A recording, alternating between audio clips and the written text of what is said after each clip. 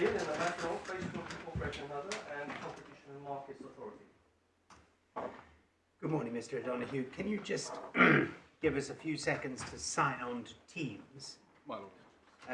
Because we know the parties would like us to do that, and we're hoping that it won't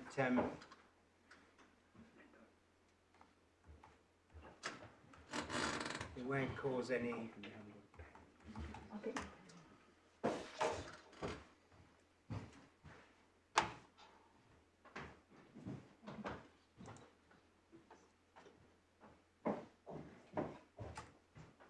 Right, I've turned off my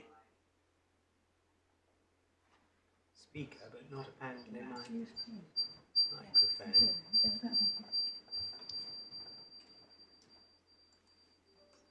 Thank you.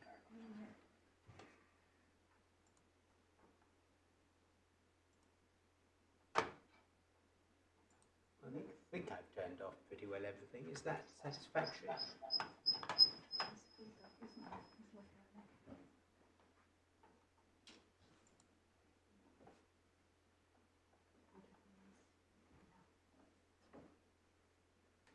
Yeah, well, I can see my colleagues.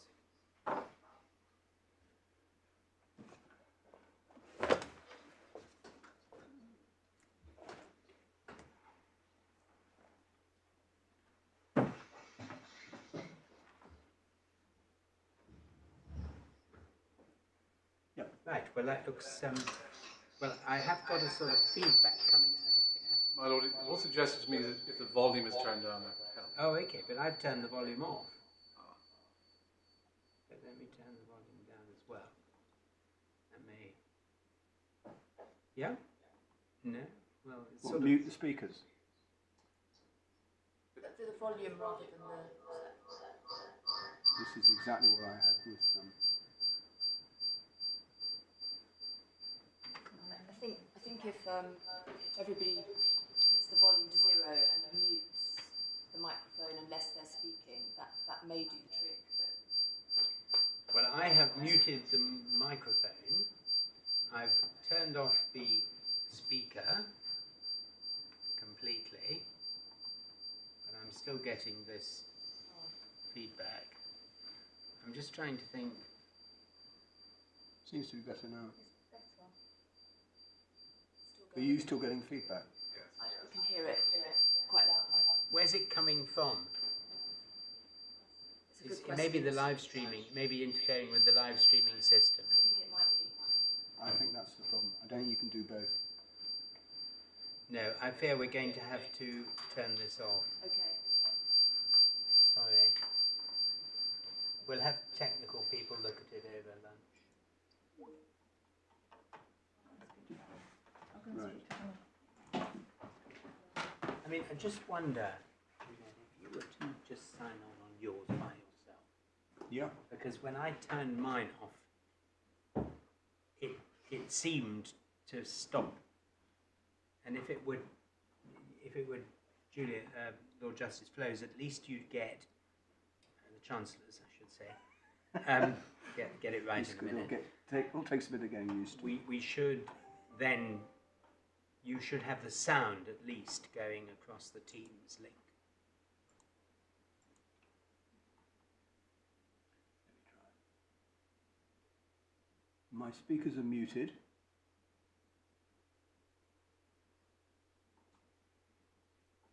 Because then, obviously, the parties who are out of court won't care whether they can see us. What they want to do is hear the argument. That seems to be okay. Okay, well then that seems to be a solution. Okay. Shall I try looking onto mine as well? Yes. Yeah. Why not? Yeah. Okay. Let's try that. Good, Mr. O'Donoghue. Good morning. Good morning, my lords. Well, there's a couple of housekeeping things. Well, let me introduce the cast before we get into the trenches. I appear with Mr. Rothschild and Mr. Pascoe on behalf of the appellants, Ms. Dimitriou, Mr. Lask and Ms. Mockford for the respondents. Well, a couple of housekeeping matters. The court should have received, I think, yesterday 2 applications from the appellants. First, in relation to the redaction of confidential information from the skeleton arguments that they can give to the court, reporters and the press. And second, an application for the admission of a handful of documents which were referred to in our supplemental skeleton. I don't want to take up time with those now, but I just wanted to make sure they're on the We've got all that. the court's radar. My lords, in terms of a roadmap for what I want to do today, I'd like to make a few brief contextual remarks to start off with. Then I will move to the grounds of appeal, where I will set out our positive case, and of course respond to the CMA's case as set out in the skeleton argument.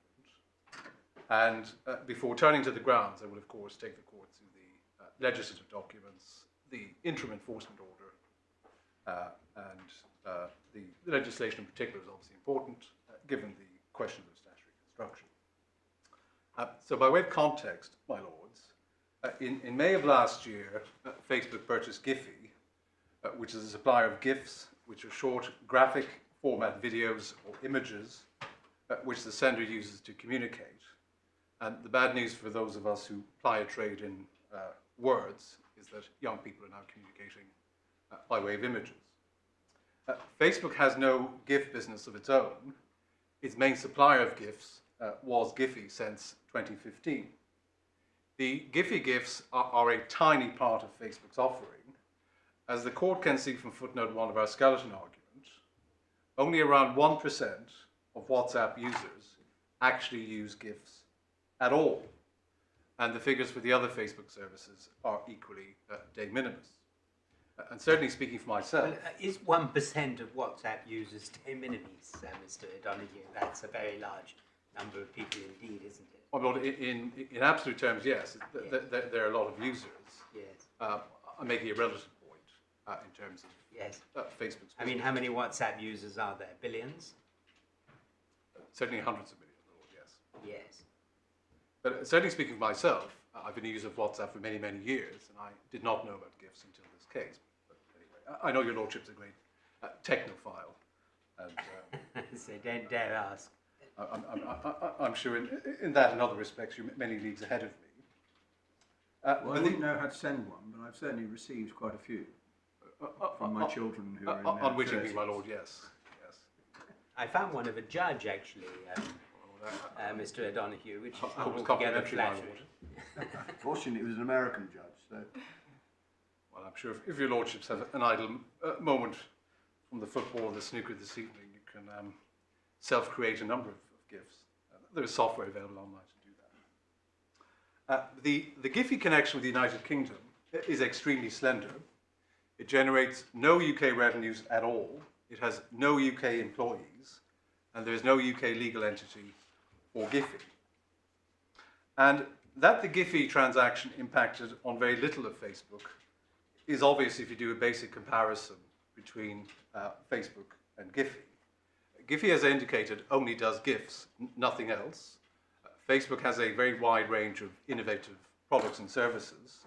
Giphy does none of those things. Giphy never achieved more than $20 million in turnover globally.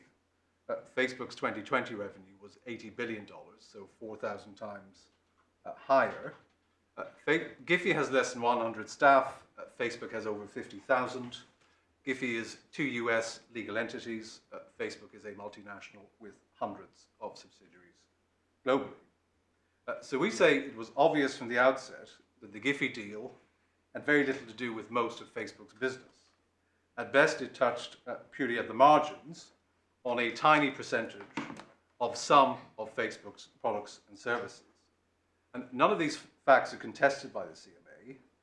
All of them were obvious to the CMA at a very early stage of the investigation. In fact, virtually everything I have said is public knowledge. We would submit that a responsible merger control authority armed with these basic facts would have adopted a light touch approach that focused on the true nature of the relationship between Facebook and Giphy, which on any reasonable view was tiny and remote from the United Kingdom.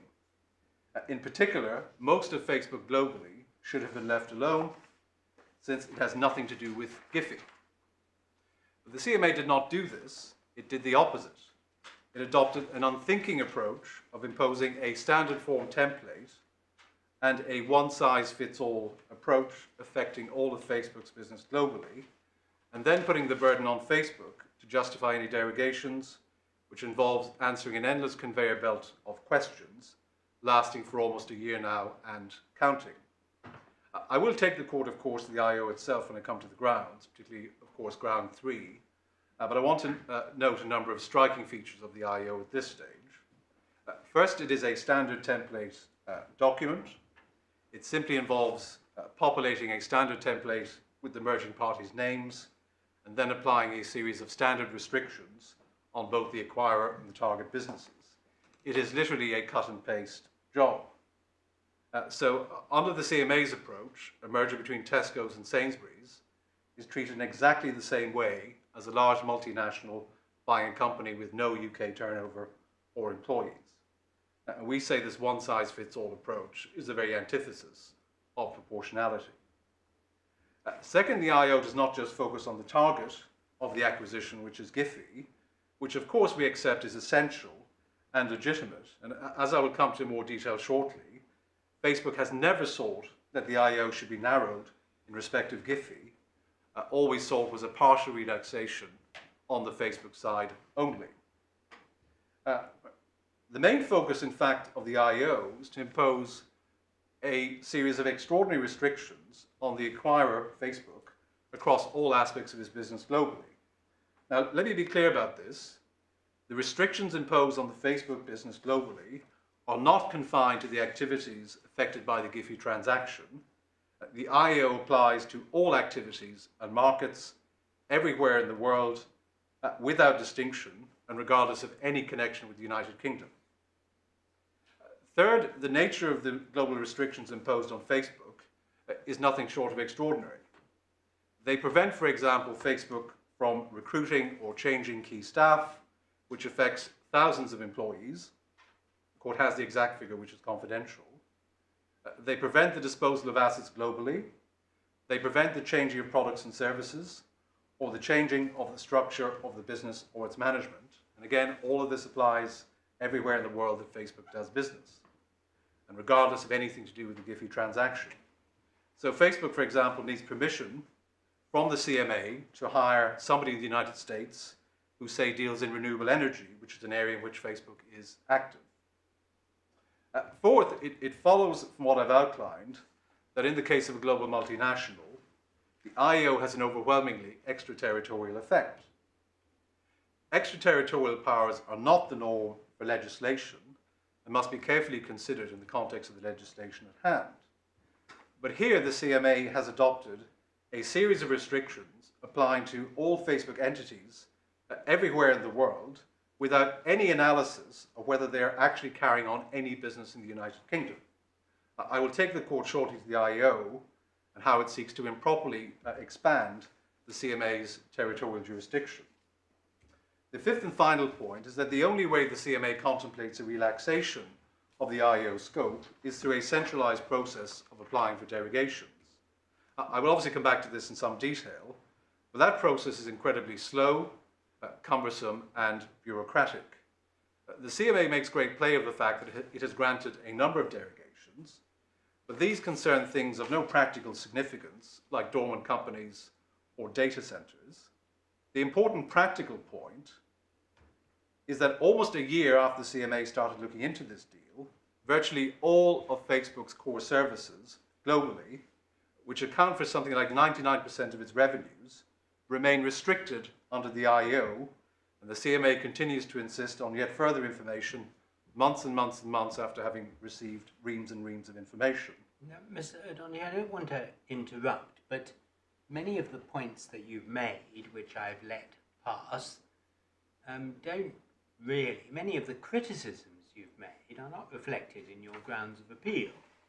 I mean, for example, the statement you've just made that the CMA or the IEO seeks improperly to expand the territorial jurisdiction of the CMA, and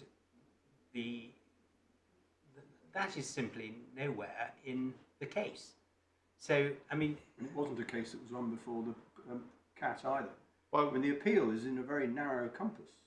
Well, these are contextual composite points. On the extraterritoriality, that was an issue which was canvassed at some length before the tribunal. It is certainly mentioned in a supplemental skeleton. Well, it may have been mentioned, but it doesn't feature anywhere at all, I don't think, in the CAT judgment, does it? My Lords, no, and it's not in the grounds of appeal. And in relation to the supplemental skeleton, we didn't object because I don't think that that's a helpful way to proceed. But it's full of criticism about the facts the facts that we're concerned about. We're concerned with the position at the point in time that the tribunal considered. Yes, and so I mean, none Mr. of these Mitchell, matters are we're relevant very either. aware of that, and we'll come back to you. But and the other thing that you're saying that the CMA's approach is in some way inappropriate, but way outside your grounds of appeal. And I think you are aware in, I think, paragraph 125 or 126, maybe 128 of the CAT's decision, it's explained that it was indeed Facebook's approach that has given rise to the problems. And that's a finding that on the correspondence which is not challenged on appeal. And so, I mean, we have to limit ourselves to the grounds of appeal. And there's a legal point in ground 1. I'm not sure whether there really is in grounds 2, 3 and 4, but ground 1 is the main one. And I think all the sort of, if I may say so, forensic stuff is not going to get us anywhere. Well, Lord, it is context. I will come to the grounds. In respect of grounds 3 and 4 in particular, there are a number of points of principle by which we do challenge the points your Lordship reverted to. Proportionality is obviously central to grounds 3 and to grounds 4. So there are points of principle which will need to be addressed. I accept what your Lordship says, that there are particular findings made in the judgment, but one has to start with points of principle. And I will come to the information, which is really the point your Lordship is, I think, adverting to, the suggestion that Facebook didn't provide information. I'm not going to duck that point. It is an important part of our submissions, which I'm just... Well, it was non-cooperation. What was suggested in the judgment is that it was Facebook's attitude of non-cooperation that has caused this problem. And I think what's really being said is if Facebook had engaged in a constructive way, none of this would have happened. We wouldn't be here. Well, we don't accept that. No, but that's what the CAT found. Well, and they found that if you had engaged, that the CMA wanted to give you the derogations as quickly as possible. Well, 1 year later, in fact, we have no derogation of any significance. I know, but the CAT has found why. Well, my Lord, I will deal with that head on in the context of grounds 3 and 4. Right, okay. Well, you say And I will it deal with the arises out of information. grounds 3 and 4, but I was looking at them, and none of what you've just been submitting to us for the last 10 minutes or so, 20 minutes, is in grounds 3 or 4 at all. Ground 3, true it is, ground 3 talks about the specific obligations applying indiscriminately to Facebook entire global business, but the thrust of the ground is that, as it were, the position, the holding the ring that the CMA is doing is sufficiently covered by the general obligations in the IEO, as opposed to the specific ones. That's the basis for that ground of appeal. And ground 4 is to do with the CAT having applied the wrong test, having applied the rationality test rather than the proportionality test. Well, ground 4 is exactly a point of principle that I will come to, because if I'm right that the proportionality test was the correct one, then what needs to be assessed is what information did the CMA have, and was it in a position to form a view. And even in relation to ground 3, again, we make the same point. In view of the provisions of the IEO which would have been retained had the derogations been granted, the CMA was in possession of adequate information to form a view. So that's why I say those particular points are subsumed within grounds 3 and 4. Well, anyway, I think we're just saying the same thing, which is you do need to stick within the confines of your grounds of appeal. And we've read the papers, so we know view that Facebook takes as to context, so probably making slightly controversial remarks by way of context is not going to help. Stick with the grounds. Oh, yes. Well, can I just pick up on a couple of final points before I move to Yes. the legislation and so on? In terms of the grounds, there are obviously various legal objections that we make to the context I have outlined. But one of the more obvious legal objections is that the CMA's approach is fundamentally at odds with its primary duty to promote competition under Section 25(3) of the Enterprise and Regulatory Reform Act of 2013, both within and outside the United Kingdom. Competition law gives firms the fundamental right to compete, which the CMA is supposed to be seeking to promote as its primary duty, both inside and outside the United Kingdom. And imposing sweeping global restrictions on an acquirer across all of its activities, regardless of any or certainly any meaningful connection with the merger or the United Kingdom, is inconsistent with the CMA's primary duty and the fundamental right to compete. Competition is stifled for the period of the restrictions.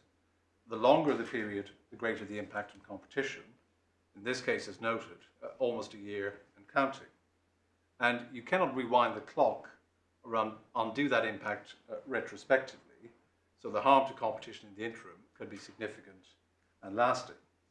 And this concern is particularly acute, of course, in the innovation markets in which Facebook competes, where competition is often measured in terms of hours and days rather than years.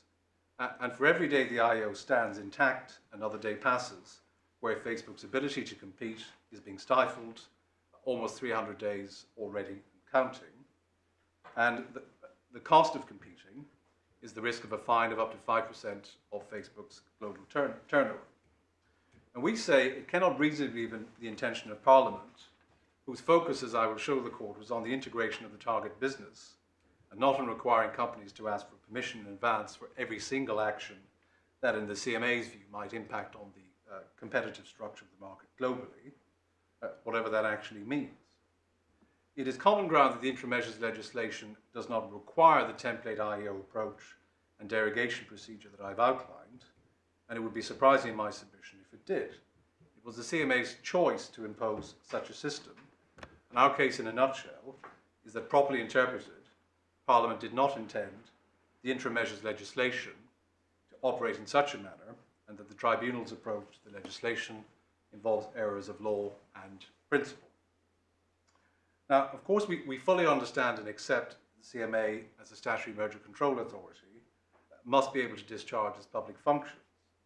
But the answer to this, at least in the present case, cannot possibly be the freezing on a global basis of all of the acquirer's activities, regardless of any real connection with GIFI or the United Kingdom, followed by a slow and cumbersome derogation procedure, which involves the acquirer proving a negative, which has already taken a year. The answer which accords with the CMA's public duties is that the target of the acquisition should be subject to the strictest possible measures to ensure that it functions in a viable manner, pending the CMA's review, so that it can, if necessary, be divested at the end of the investigation, since that restores the status quo ante. And we fully accept this, and Facebook has, as I noted earlier, not sought any relaxation of the IEO in respect of GIFI, only a fairly limited set of derogations on the Facebook side. And in terms of ensuring the viability of the target business, the CMA has significant powers, which it has already made extensive use of in this case. It can prohibit further integration of the acquirer and the target, as it has done here, which we fully accept. It can appoint a whole separate manager to supervise the independent running of the target business. The CMA did this at an early stage of the case last summer, and it made an excellent appointment, Mr. Alex Magnin, who was head of revenue at GIFI from 2017 to 2019. He obviously knows the business very well and is well positioned to ensure its continued viability. It can also appoint a monitoring trustee to monitor compliance with the IO itself, which again the CMA did in this case in the summer of 2020. And finally, it can impose an unwinding order under Section 72 2(3)(b) of the Enterprise Act for any past integration, and the CMA has not done this here, which we say is of some note, since it implicitly but clearly suggests that the CMA's concerns as to past integration are not so significant in terms of its ability to divest GIFI as a going concern if needs be. So we entirely accept that the interim measures legislation does allow stringent measures that the merger target be held separate pending the CMA's merger review, but it does not allow the CMA also to hold the acquirer's business globally still during this period, particularly when that period can last for 12 months or even longer. And we would suggest this is actually common sense. The change in the market caused by the merger is the addition of the target to the acquirer's business. If the target is held separate, that allows the CMA to restore the status quo ante at the end, should it need to do so. The CMA does not also need to bung up all of the acquirer's business globally as well, certainly in a case whereas here, most of the acquirer's activities have nothing really to do with the targets. And we would suggest that it is obvious if this is done, there would be a significant constraint on commercial freedom and the acquirer's ability to compete and innovate. And our case, put simply, is that for reasons of principle I will come to, Parliament did not intend this state of affairs. It is also important to note, by way of context, that the CMA's approach of freezing the acquirer's activities globally and subjecting them to a slow and bureaucratic permission slip process is a global outlier. Of the 120 merger control authorities worldwide, we're aware of no other merger control authority who applies the approach the CMA does. Instead, to the extent they even impose interim measures, and many do not, they focus on the point I've just mentioned, ensuring that the target business is held separate from the acquirers and that it is kept in a viable state should it need to be divested. And that objective has been more than adequately ensured in the... Don't most other merger authorities require approval of mergers in advance? Well, You're comparing apples and pears, aren't you? well, That's the whole point. Many do, some do not. Italy, Latvia, and other countries do not have a mandatory notification regime. Well, there are a few other countries that don't have a mandatory regime, but most do, is the answer. Well, yes, a number certainly do. So how they operate is inevitably going to be different from how the CMA operates, because this is a voluntary system which doesn't require prior approval, which is the whole reason why the interim measures legislation was strengthened by the 2013 Act. Well, I'll come to those changes in 2013, but on your Lordship's point of principle, we say the voluntary nature of the regime is, if anything, a point against the CMA, because Parliament evidently does not think that mandatory notification and mandatory interim measures are essential as a general matter. And it would be ironic, to say the least, that the interim measures imposed in the context of a so-called voluntary regime would vastly exceed even the most stringent interim measures imposed by any mandatory regime anywhere in the world. And this would not only be a far more draconian mandatory regime by the back door, but it would raise substantial concerns about overreach by the CMA and involve significant prejudice to globally active companies acquiring a small business with little or no connection with the United Kingdom and very limited connection with the acquirer's wider business. And all of this raises significant implications for global M&A activity. And again, we say Parliament did not intend such an outcome when adopting the interim measures legislation for mergers under Section 72. Before I move on to the grounds, can I just deal with my Lord the Master of the Rolls point about the information requests and the suggestion that Facebook didn't play ball.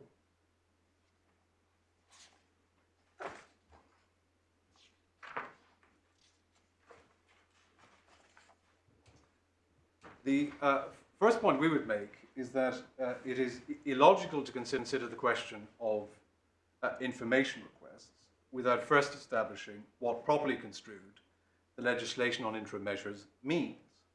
The information requests must obviously be directed at a lawful purpose, and here we say they were not. And indeed, all four of Facebook's grounds of appeal concern general legal issues affecting the lawful scope of interim measures in merger cases, and the proper approach to proportionality. These are all points of principle which must be engaged with. And this anterior legal issue should not be ducked by focusing on the information request in the abstract or by slinging mud in Facebook's direction. Second, the CMA's claim that if only it had more information, it could promptly consider derogations and by implication grant them, rings hollow when seen against the fact that almost a year later, a year into this case, Facebook's core services, which as I said are 99% of its global revenues, have still not received any derogations. And even routine things have taken far too long. For example, it took the CMA 3 months to derogate Facebook's data centers globally, and their only role is literally to host data and process data. So what the CMA says and what it does are not the same thing. There has been inordinate delay on the CMA's part. Third, the IO and derogation process has been routinely applied by the CMA on the basis that it is entitled to operate a permission slip procedure for any change to the competitive structure in any and all markets globally. We've set out some examples of this in our supplemental skeleton, so I can take this very briskly. One example is that in the summer of last year, Facebook decided to rehire its chief product officer, Chris Cox. He works in California. And the CMA maintained for a period of several weeks that that rehire breached the IO before begrudgingly accepting that it was done pre-IO and was therefore not caught. And we simply do not understand how Facebook rehiring a former US employee could in any sense give rise to a risk of preemptive action in respect of the Giphy merger. How is this even a change to the competitive structure? Never mind preemptive action. It is just some guy being rehired in the United States. A more recent example concerns another US employee whose name is confidential. He resigned from the company to join a startup enterprise, which resulted in him foregoing a 7-figure sum in Facebook stock options. And in its letter of 19th of February of this year, the CMA suggested that his departure was a potential breach of the key staff provision in paragraph 5I of the IO, which is one of the derogations we seek. And it also complained that Facebook took no additional retention measures beyond his standard benefits in his contract of employment in an effort to retain him. And it is wholly unclear what the CMA claims Facebook should have done in circumstances where the individual concerned voluntarily resigned to pursue an unique opportunity, leaving a 7-figure sum in stock options on the table. Now, the court will also appreciate in connection with these key staff changes, there is also a strong personal element. Behind these names on the pages for the CMA to review are individuals seeking out new challenges or a change in scope, making moves for their families, or because of a new and unrivaled career opportunity. And if these major development opportunities are prohibited by the IO and subject to a cumbersome and slow bureaucratic derogation process, there is a real risk that these opportunities, some of which may be once in a lifetime, are lost indefinitely. It is also liable to affect Facebook's ability to attract and retain talented staff, which is an important way of competing in these markets. If Facebook has to go through a cumbersome derogation procedure affecting thousands and thousands of staff globally for attracting talent, there is a real risk that its rivals, who are not subject to the same bureaucratic procedure, will snap up the talent instead.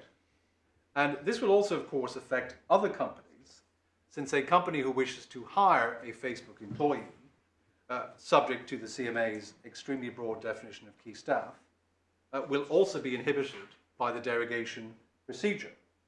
So this is another example of how the CMA's approach is liable to restrict competition and innovation. It will reduce the ability of both Facebook and non-Facebook employers to recruit talent, since the departure of the individual from Facebook and the arrival of the individual at Facebook would be subject to advance CMA approval. I mean, none of that is an answer to the question that I posed towards the beginning of the hearing, which was that in paragraph 128, the tribunal has found that the lack of real and constructive engagement in this case by Facebook was not a constructive approach, and it appears to the tribunal from the correspondence that the CMA was actively seeking further information so that it could deal with the carve-out requests properly. And there had to be give and take, and in this case there had not been. Now that's what the tribunal found, and I don't see in your grounds of appeal a challenge to that. The challenge is to the point that you make, which as I understand it, is that all that the CMA can do is so as to ensure that it can make an effective order for divestiture. But that doesn't deal with the main question, which is that the CMA has many other powers about protecting the market. Well, I am going to deal with that specific point in the context of grounds 3 and 4, because in my submission one cannot, grounds 3 and 4 are essentially proportionality questions.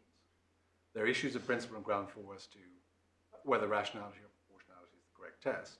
And it is in that context that I will tackle head on the point your lordships makes. We do not accept that that is a correct characterization. And as I will develop in grounds 3 and 4, once the correct principled approach is understood and accepted, then it follows that the information the CMA was seeking was neither here nor there.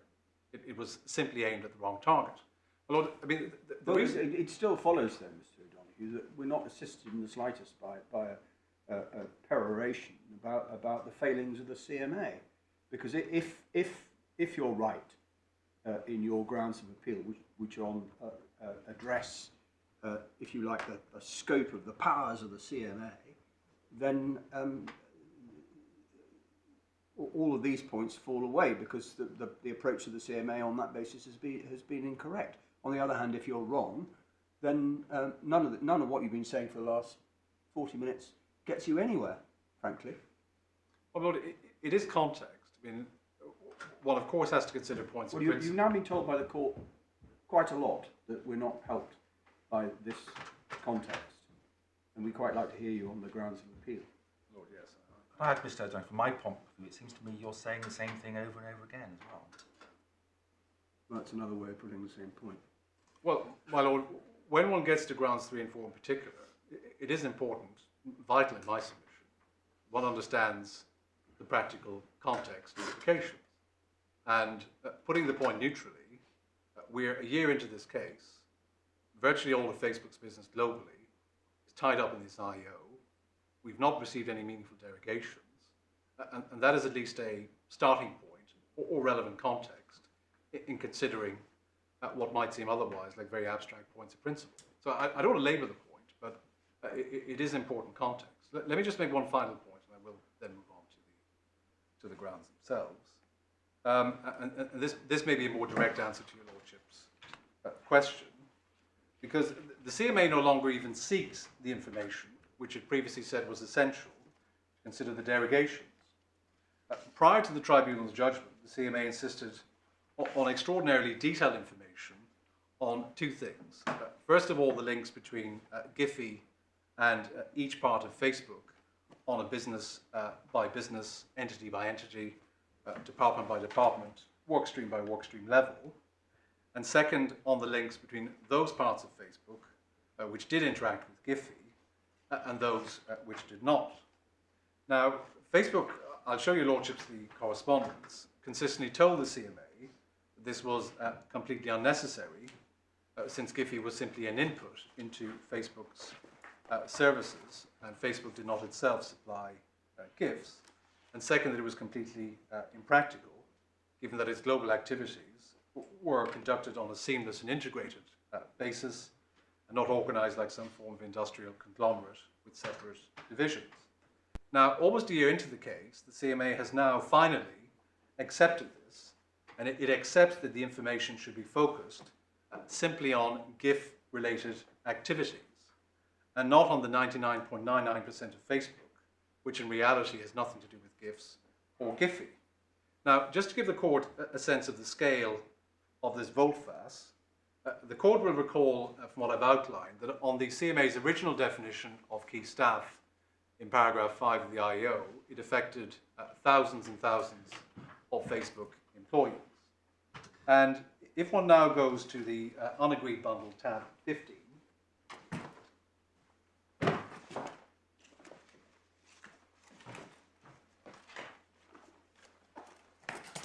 paragraph 35, You have the electronic reference. I don't have any physical bundles. Tab 15. tab 15, my lord. I need page, really. It's, well, the problem, 136. 136. 126. 36. 136. Thank you.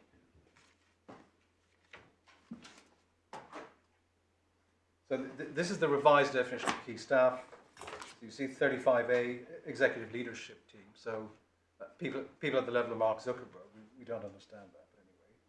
And then leadership teams of core services. So A and B are senior executives, and then C are the GIF related activities individuals. Now, the accumulation of paragraphs results in around 100 employees falling within the terms of the definition of key staff. We say this is still far too broad. We don't understand why the senior management, who are elected by the shareholders, should be restricted in this way. So we've gone from thousands and thousands to 100. So all of the information they insisted upon for the best part of 6 months has been abandoned, and we're now down to a tiny, but still far too broad cohort of key staff. I thought you said that the derogations already granted were irrelevant and didn't do any good at all. This hasn't been granted at all. That's the key point. But if it were granted and hasn't yet been granted, it would capture something like 100 people, as opposed to many, many thousands. Now, what was the reason I started with these contextual remarks is it's actually quite a simple point. The CMA for the last 6 to 9 months has spent virtually all of its time focusing on the 99.99% of Facebook that really has nothing to do with Giphy or the transaction.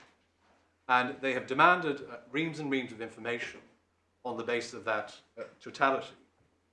Now, following the judgment, after months and months of telling them this was misconceived, they have finally accepted that their only focus should be on GIF-related activities. And that is exactly what we have been saying from the very outset of this process in June of last year. We have told them we do not supply GIFs. Giphy only does GIFs. It affects 1% of our users. The 99% of Facebook globally, across multiple markets, should not be the subject of this incredible level of interrogation by way of information requests.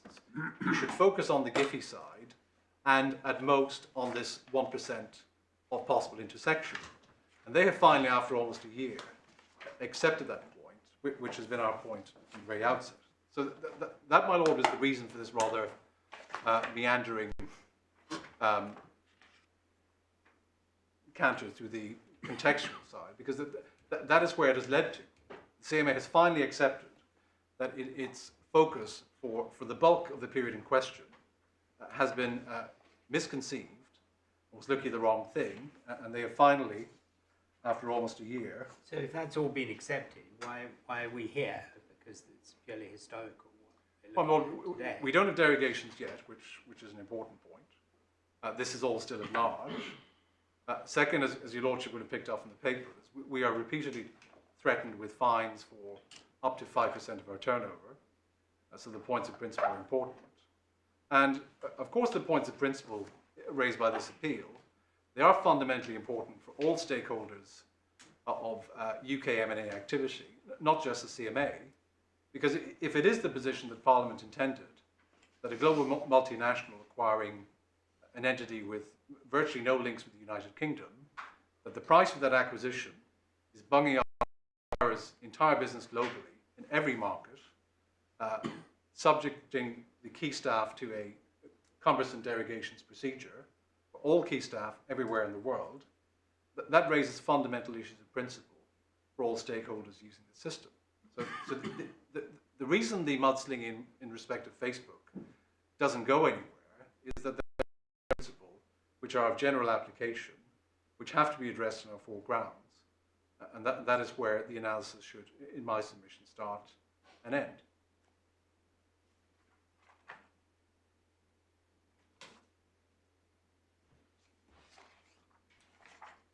And we say that in truth, granting appropriate derogations for Facebook should have been incredibly straightforward in this case, since most of Facebook has nothing to do with Giphy. And instead, the CMA has turned this into a complete saga. And as I indicated, the court should be under no illusions that its next step will be to seek to impose a significant penalty on Facebook. They have made repeated threats to this effect already. And one final point before I move on to the grounds. In section 72.7 of the Enterprise Act, it provides the CMA shall, as soon as reasonably practicable, consider any representations received by it in relation to varying or invoking an order under the section. And this certainly has not happened. Parliament intended that the derogation process should be quick and efficient. The CMA should not set up unnecessary hurdles which slow down the process, for example, by asking pointless questions, which it has done for a year now, counting. And this is very far indeed from a process that involves consideration as soon as reasonably practical. It's all very subjective whether the questions are pointless or not. We're not in a position to decide. We're not asked to decide. Your grounds of appeal don't say that the questions were pointless. You do have a ground that says that what happened was disproportionate. But, you know, we've now taken up nearly an hour of court time with all this preliminary, what sounds to me like forensic material, when we have at least one legal question to decide. And we only have a day and a half. I assume you've agreed with Mr. Demetriou how long you're going to be. But, I mean, if you carry on like this, you are limiting the amount of time for making submissions about the legal points that will assist us to decide this case. My Lord, yes. I mean, my Lord, I hear that loud and clear, but I wanted to make sure and the CMA, sorry, the CAT was scrupulously careful not to descend into the factual arena, which is why my Lord, one of the reasons why I'm sure my Lord said to you very early on, at least half an hour ago, that none of this is in your grounds of appeal. Well, it certainly touches on ground 4. But my Lord, the reason I've started with this context is that it is important in my submission to understand the grounds of appeal, not only in an abstract sense, but where in practice this leads to. And the stark fact is that standing here today, nothing in relation to Facebook's core services globally has been the subject of any meaningful derogation. And well, you said that now 3 times. my Lord, yes. No. Well, let me move on to ground 1 in that case. Well, my Lord, before I do that, can we quickly have a look at the IO itself? We haven't turned it up. It's at the back end of the judgment in tab 6 of the 4 bundle.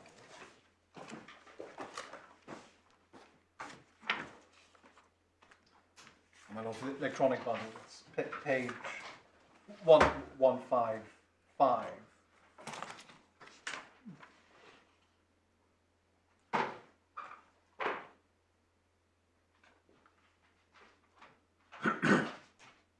What's in red is your proposed amendments, is that right? My Lord, exactly. We marked up the IO to... So we haven't got the IEO without the proposed amendments, is that right? Well, Lord, it's self-contained because, of course, we struck out things which... No, but I mean, we haven't... What's the answer? We haven't got anywhere in the bundles the actual, as it were, clean IEO. Is that right? I think that is correct. I was checking for that yesterday, and so you just have to...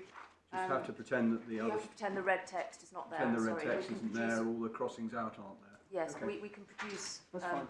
clean version. That's fine.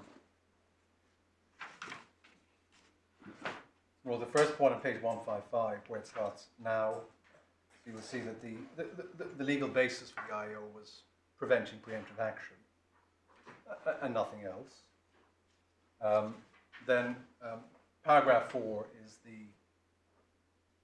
essentially reproduces the statutory language from section 72, which is the main body of paragraph 4. And then there are specific subparagraphs, A dealing with integration, which we fully accept, transfer of ownership control, and C, otherwise impair the ability of the Giphy business or the Facebook business to compete independently. And it says, in any of the markets affected by the transaction.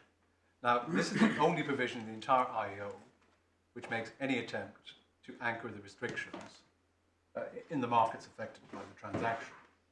By contrast, all of the subparagraphs in paragraph 5 apply on an indiscriminate basis and are not tethered to the markets affected by the transaction, or indeed the transaction otherwise. So limited derogations in paragraph 4, and then again in paragraph 5, certainly as a matter of textual change, there are limited changes. A, carrying on separately the businesses, that would remain. B, maintained as a going concern, that would be retained in full. No substantive change to the organisation, that would be maintained on the Giphy side. Then D, there would be preservation of the nature and quality of goods and services in the UK on the Giphy side, and in respect of the supply of gifts and stickers on the Facebook side as well. And then E, separate operation of the two. So this is the question of assets. The Facebook restriction would be derogated. F would be maintained. No integration of IT systems. G would be maintained in full. Customer and supplier lists. H, all existing contracts between Giphy and Facebook, they would be maintained. And then I and J and K go together, that is the key staff. We've sought derogations only on the Facebook side, and L is business secrets. Then 6 is the extraterritoriality point. So the IOs applies to for defined entities, and they're also required to procure each of their subsidiaries complies with this order as if it had been issued to each of them. Then 7 is the bi-monthly reporting, and 8 is an obligation to keep the CMA informed. And finally, the court will see over the page under 8D that we agreed to maintain the obligation to inform in respect of Facebook's activities in relation to gifts and stickers. So that's the document. So the redlining is what you want, but haven't yet got. Oh yes, yes. Well, we do make the point that everything on the Giphy side and quite a lot of the restrictions on the Facebook side would still be maintained, even if we received our derogations. The derogations we sought were focused and were limited to aspects of the Facebook business, which were being severely curtailed by this IO on a global basis.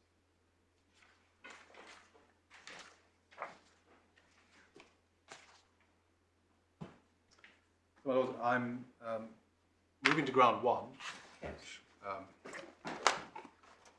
following the communication. If we can quickly get out the second authorities bundle. So this is section 72 of the Act, and it's in tab 21 of the authorities bundle.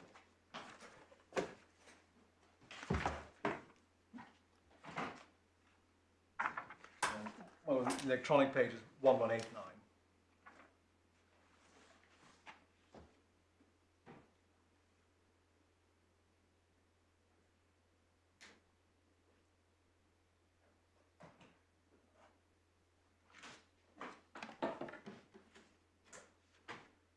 As we saw in the IEO, we're dealing with section 72(2)(a), which is preemptive action, and that's the legal basis of the IEO. And then in section 72(8), over the page, you will see the definition of preemptive action, which is put on 2 disjunctive bases. The first is prejudice to the reference concerned, And the second is to impede the taking of action which may be justified by the CMA's decisions on the reference. And then back the page, under 72.3c, that's essentially the CMA's ability to give consent, and that consent, if granted, is not retroactive. So neither party is aware of any direct authority on the meaning of preemptive action, which is why this appeal is important to a number of stakeholders. It's important to focus on the tribunal's key findings in relation to preemptive action, which are rather lost in the CMA's skeleton.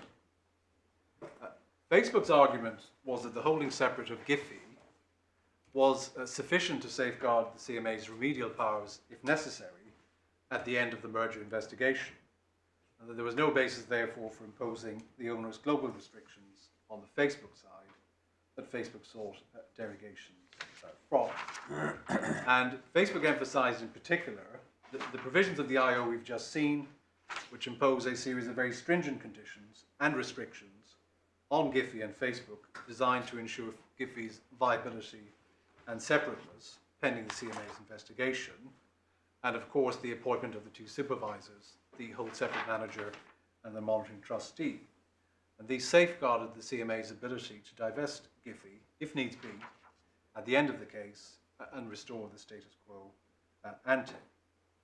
Now the tribunal's answer to this point was to say that the first limb of section 72.8, which we've just seen, grants an additional legal power to the CMA to take interim measures that affect the competitive structure of the market. And we can pick this up in paragraph 124 of the judgment. The tribunal says, and I quote, "The statutory purpose of section 72 is wider than the applicants have contended. The definition of preemptive action is not grounded exclusively in the question of remedies. It includes action which might prejudice the phase 2 reference. CMA submitted, this includes action that has the potential to affect the competitive structure of the market during the CMA's investigation." So that is the critical passage. Well, you really need to read the whole paragraph, don't you? My lord, yes.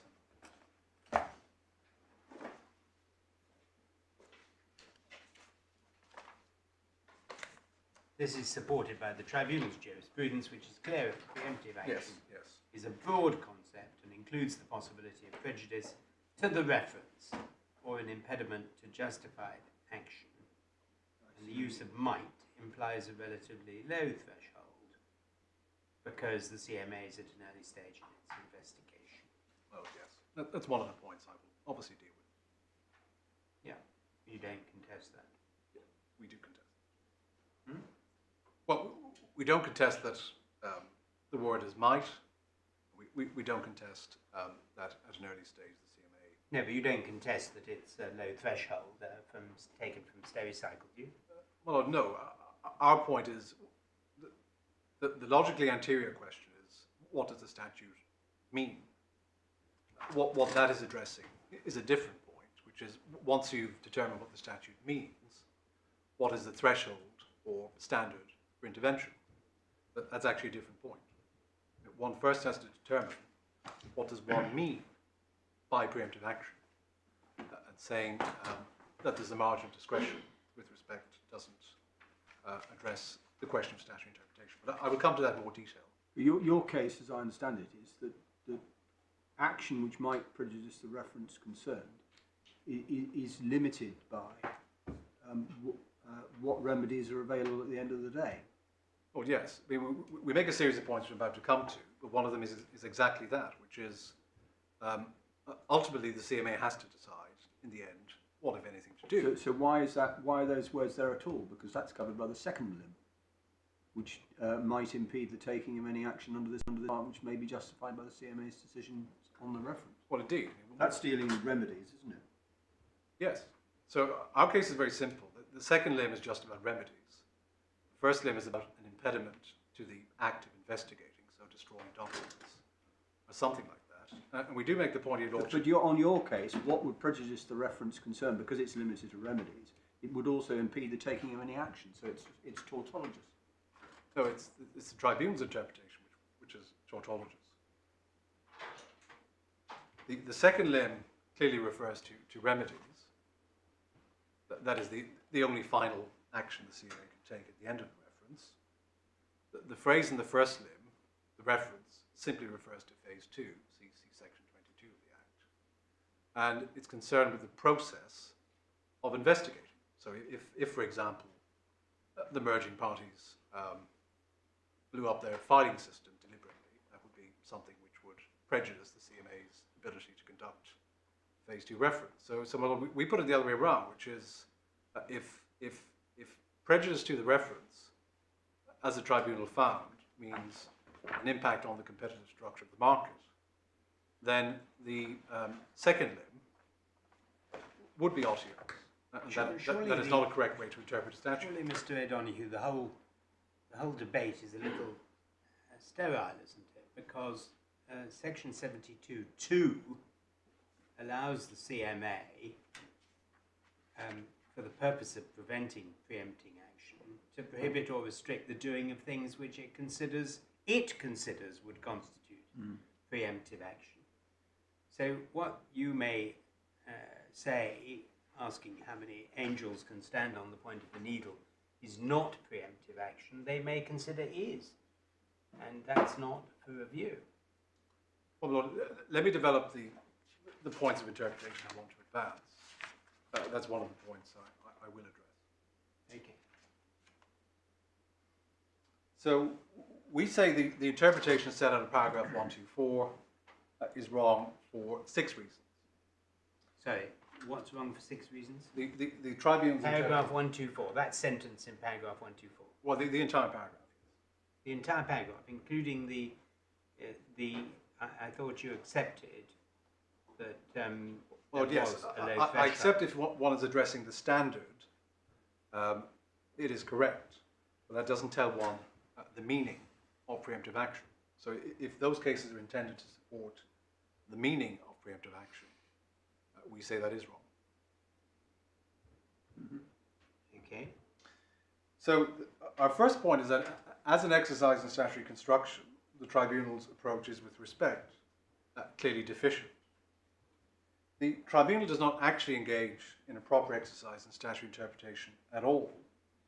The statute uses rather particular language, action which might prejudice the reference. And if one looks at paragraph 124, it is simply impossible to see what reasoning justifies the conclusion that these particular words actually mean something incredibly broad, action which has the potential to affect the competitive structure of the market. And this wording in paragraph 124 is not contained in section 72, or indeed in any part of the Enterprise Act. And indeed, we do not even know what the tribunal means by this phrase, impact on the competitive structure of the market, or indeed what test it is applying in this regard. Certainly it is not any test or wording we see in section 72 itself. And a test that appears nowhere in the legislation is a distinctly unpromising basis as an interpretation. The formulation, action that has the potential to affect the competitive structure of the market, is extremely broad, and it is being used in this case to justify a global freezing order on all of Facebook's activities. Now, that is obviously a very big thing, and we submit that it would require unambiguous and very specific statutory wording to justify a global freeze on all of the acquirers' meaningful business activities on the basis that that impacts on the competitive structure. And we say that the words action which might prejudice the reference are, as a matter of simple interpretation, incapable of conferring such an extraordinary power. And it is certainly not the natural reading of these words. And we say... Coming from the usual use of the word, certainly in commercial freeze, this isn't, in no sense is it a freeze on the business. It's the imposition of certain restrictions, but it in no way freezes their business. Well, all the meaningful factors of competing and commercial activity are restricted under the IEO in the sense that they are prohibited from being changed unless and until one applies for derogation. So there is a restriction on that sense that the default position is something is prohibited, and if it is to be permitted, it has to be a specific application. But maybe freezing, or specific freezing derogation. freezing the structure, but isn't freezing the business. Well, They can carry on business as they are carrying on at the time the restriction is imposed. Well, That's the whole point of it, isn't it? well, take, for example, paragraph 5D. You cannot change your products or services. And Facebook is a limited company, measured in minutes or hours.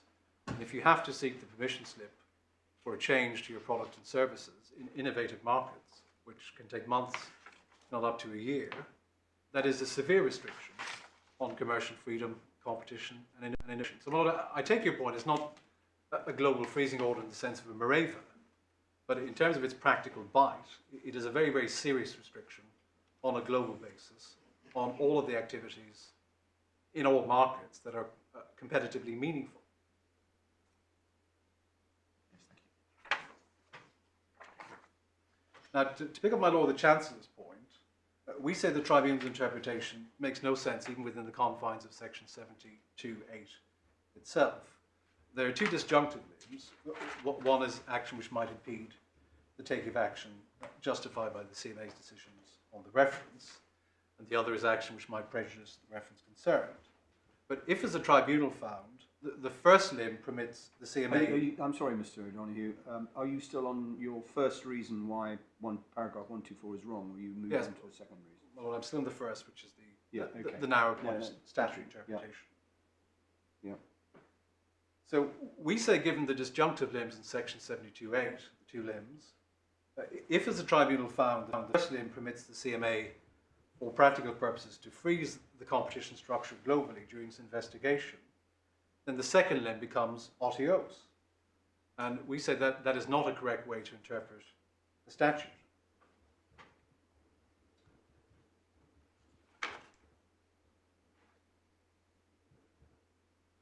And finally, the court has my point that the tribunal's interpretation is not supported by any authority, and in fact, it is contrary to an authority I will shortly come to. As my Lord the Master of the Rolls fairly put to me, the tribunal does refer to a couple of cases, saying that the concept of preemptive action is broad, and at 126 that there is a margin of appreciation. And none of that is in dispute as far as it goes. But that simply does not tell one what the first limb of section 72.8 means.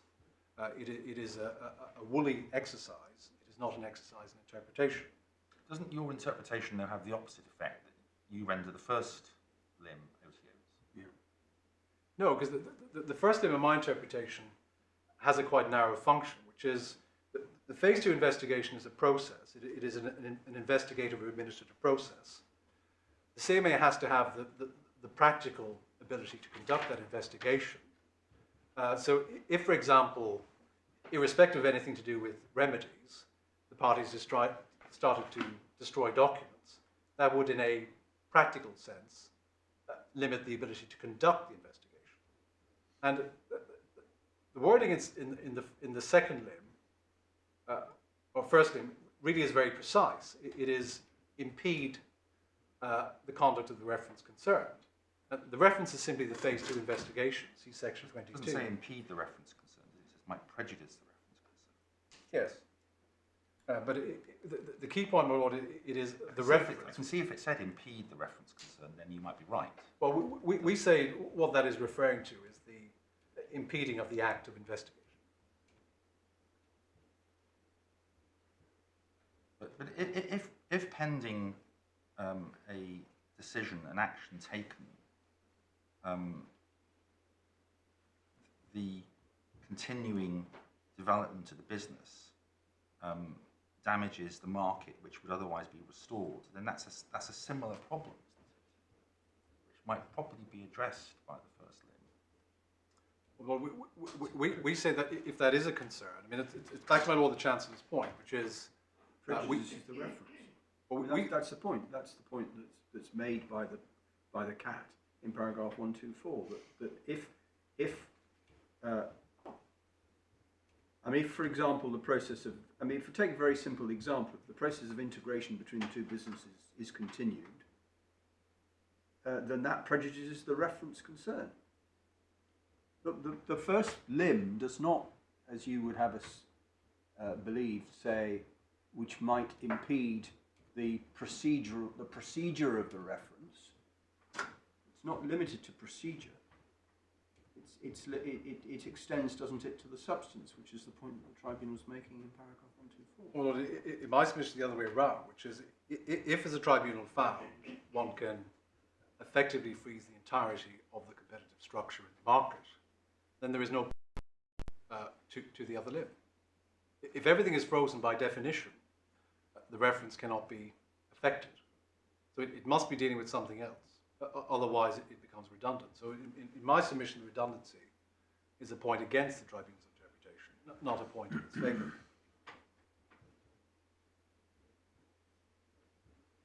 Now, we say the tribunal's interpretation not only not supported by authority or the legislative materials, but is actually contradicted by them. Just to give you a number of references.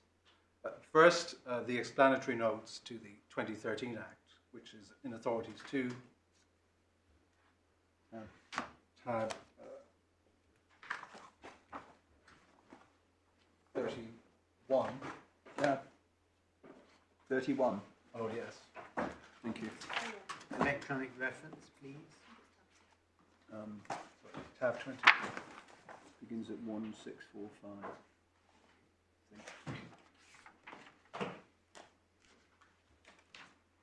Which bit do you want us to look at? Which paragraph? Paragraph 224. 224. 224? Oh, yes. Yeah. Okay.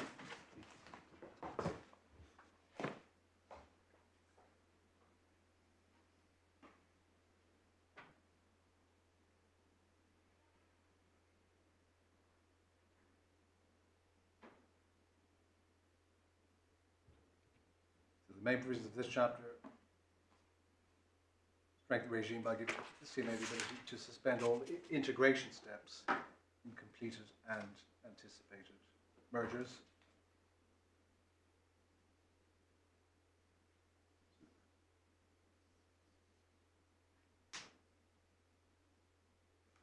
Well, the next one's more important.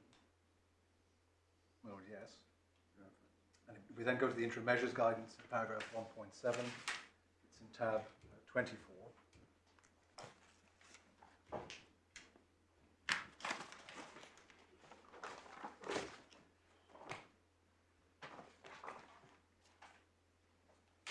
Starting at paragraph 1.7. Sorry, where are you now? My lord, it's 135, tab 24. Tab 24.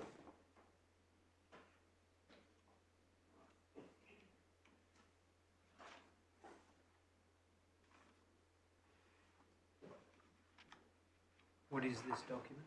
It's the CMA's interim measures guidance.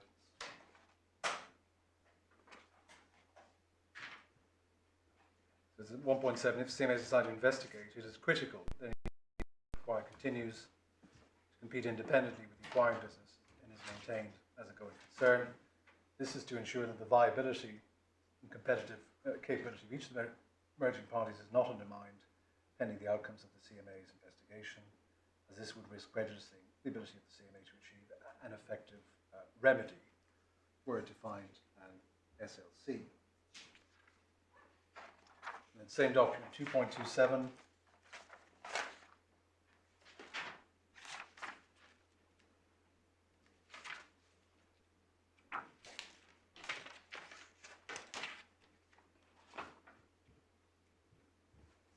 Second sentence, further steps to integrate, so again, focus on integration. Well, I mean, of course they're going to focus on integration. The question is whether they also say anything more broadly. Are you saying that that's all they say about the meaning of preemptive action? Well, I'm giving you half a dozen references where the message which comes out loud and clear in various documents is that it's all about integration and remedy. And And of course, what is striking at 124 and other parts of that part of the judgment is that the tribunal makes no reference to any of the legislative materials said to support its interpretation. In fact, when one looks at the different materials, the focus is clearly on integration and remedial action in respect of the target business. Well, I mean, in a sense, of course it is. Because integration would be one of the things you want to prevent if you're looking at whether it should have happened in the first place. But it's not the only thing, it seems to be the point, because if the market is radically altered by steps taken, I mean, take this case. If because of the merger, Facebook were to have closed down or completely done away with its own sticker library, right? And I'm assuming, for the purposes of this example, which may or may not be correct, that the sticker library is similar in some way, competitive with Giphy. That would be doing something in relation to Facebook's business, which would change the market and therefore mean that the position before the merger could not be restored. And it's nothing to do with integration of Giphy, it's to do with something Facebook's doing. And if, for example, they were to, I don't know, do something with Tenor, the other competitor. Well, Lord, I will come to those two examples. It's on my... Right, but what's your answer to that? Well, Lord, Tenor is a red herring.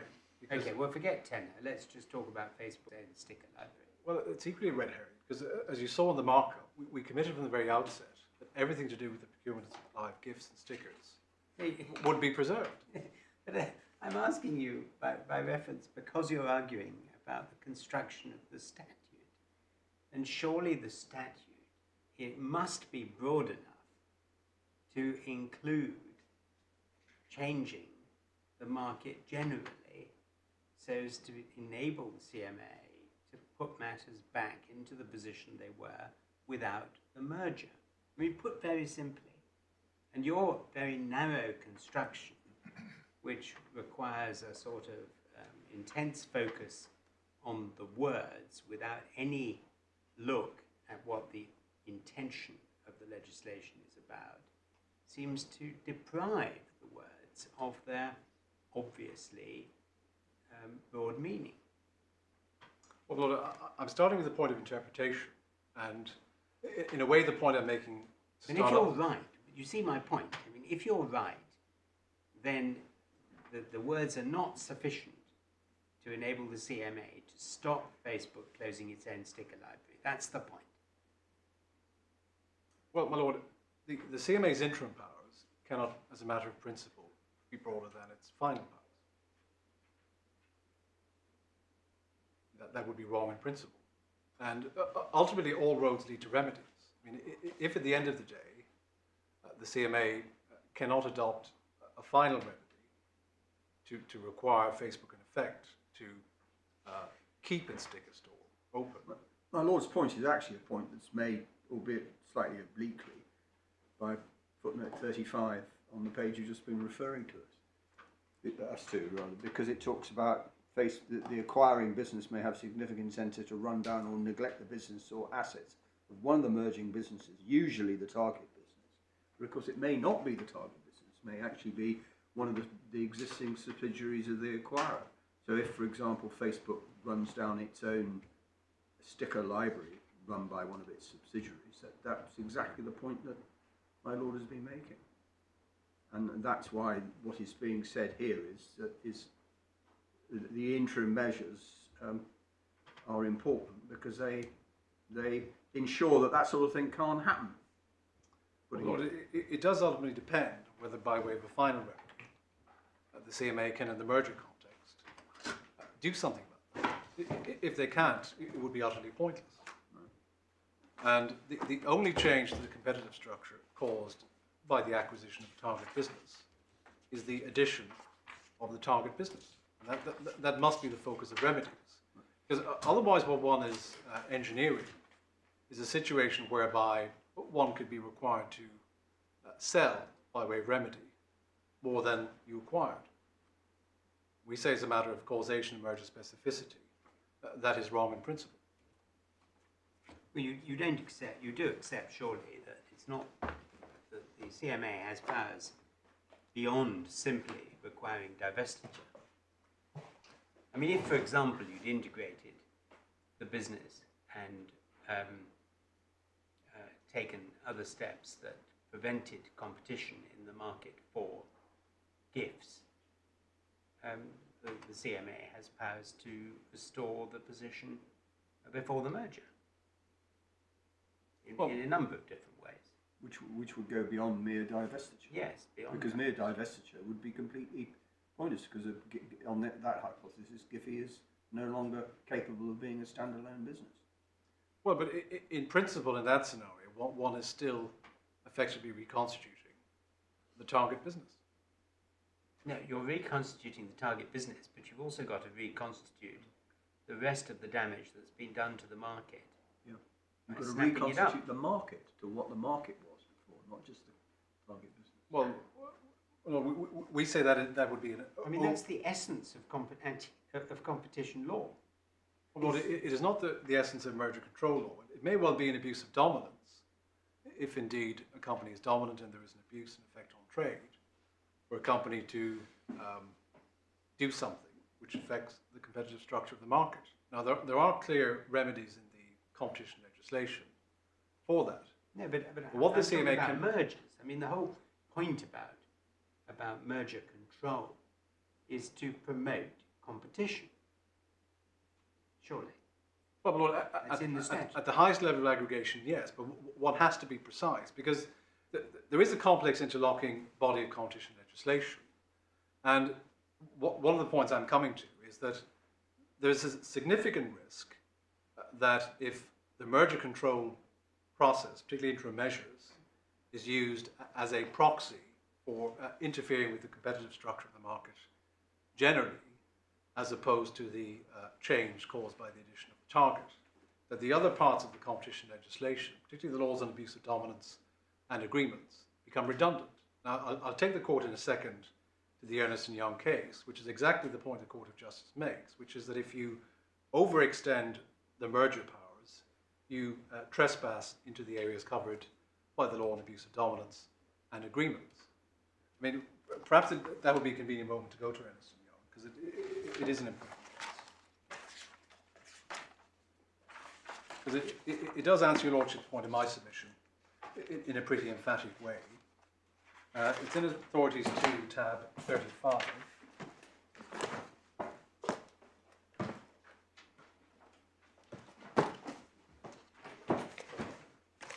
Sorry. It's actually in Authorities 3, still tab 35.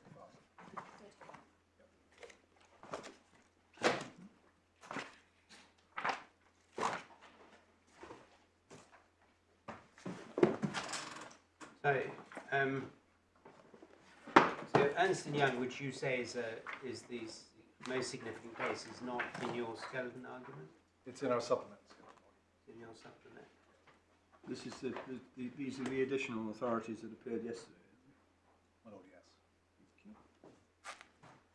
Right, so this is a decision of the ECJ. Yep.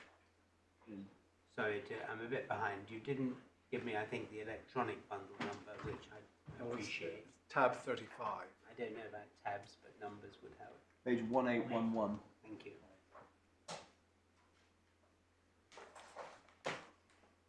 We'll bring you into the modern world, Mr. O'Donoghue, at some point. Hello, kicking and screaming. Yes.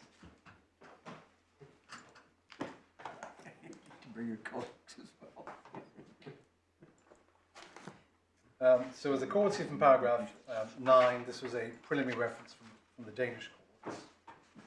Then you'll see in paragraph 7, so this is the Article 7 of the EU merger regulation, and it says, subparagraph 1, the concentration shall not be implemented.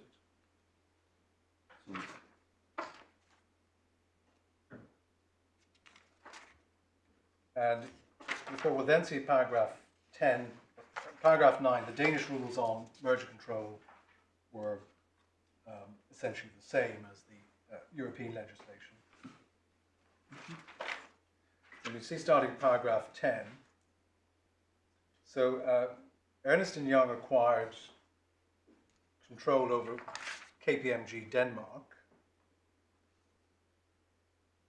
And then at 12, you'll see that KPMG Denmark was not structurally within KPMG International, but it had a cooperation agreement with KPMG International. And then at 14, under the merger agreement with Ernst & Young, KPMG Denmark was to withdraw from the KPMG International.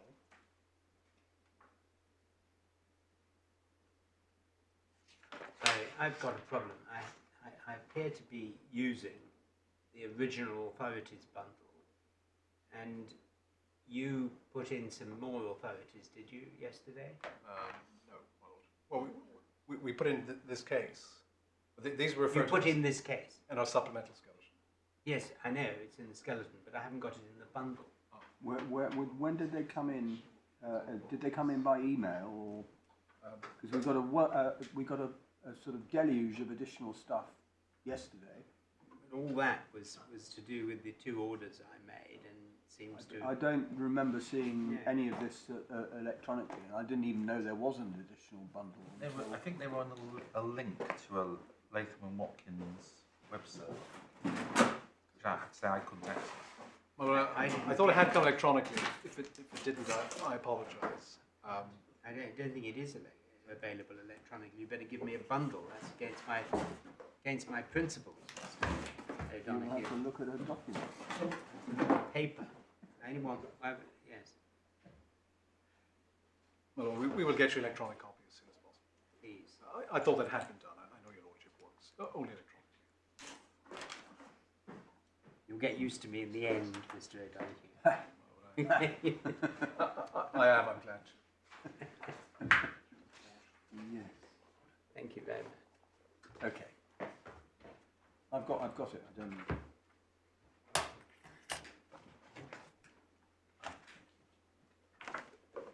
Right, got it. Tab 35.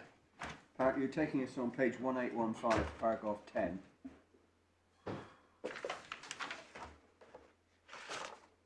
Right, thank you. Right. So, my lords, the cooperation agreement between KPMG Denmark and KPMG International was terminated as a result of the merger agreement. And then you'll see in paragraphs 18 and 19, there was KPMG International effectively in retaliation, then announced its intention to set up presence on the Danish market. And then at 19, in fact, a number of clients of KPMG Denmark switched providers.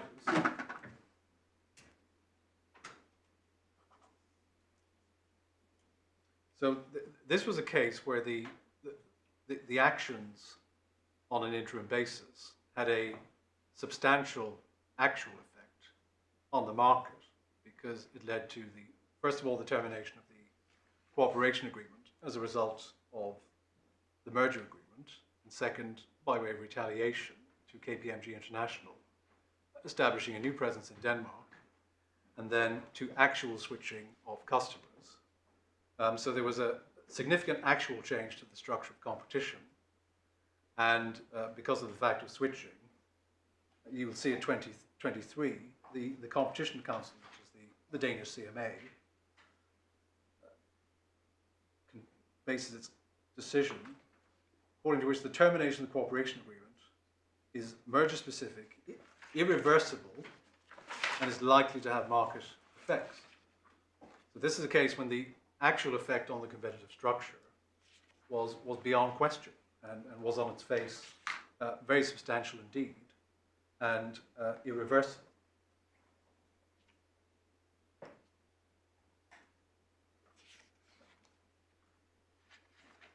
And you will then see at paragraph 21, the merger was in fact approved by the Danish authority, but they considered that the termination of the cooperation agreement was a breach of the prohibition on the implementation of the merger, and they referred questions to the Court of Justice whether that termination of the cooperation agreement fell within the jurisdiction of interim measures in the context of merger control.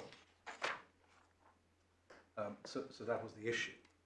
And I would ask the Court to underline in paragraph 23 the words irreversible and likely to have market effects, because that's essentially the same point as the irremediable effect on the structure of competition in the present case. We then go to the Court's conclusions. First of all, at paragraph 43,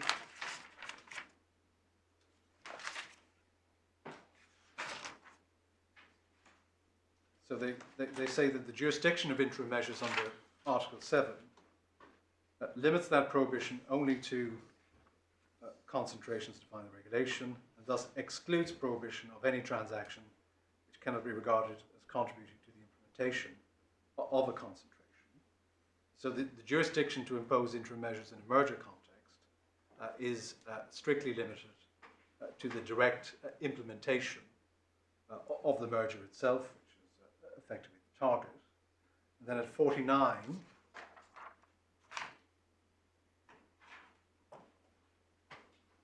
this is the point I was picking up on. Second half, where transactions do not present a direct functional link with its implementation, their implementation is not in principle likely to undermine the efficiency of control of concentrations. So the point the Court is making here is that the jurisdiction for interim measures is linked directly to the putting into effect of the acquisition of the target and integration, and does not extend as a matter of jurisdiction to other agreements which are indirectly linked with the merger or preparatory or otherwise ancillary. What does Article 7 say? Well, it's a simple prohibition on the implementation of the merger.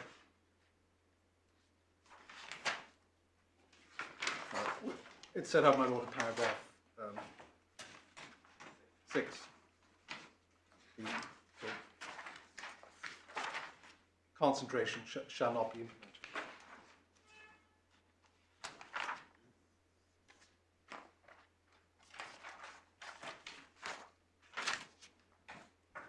And then at 50, an important point, the fact that such transactions may produce market effects is in itself insufficient to justify a different interpretation. First, the assessment of transactions' effects on the market fall within the substantive examination of the concentration.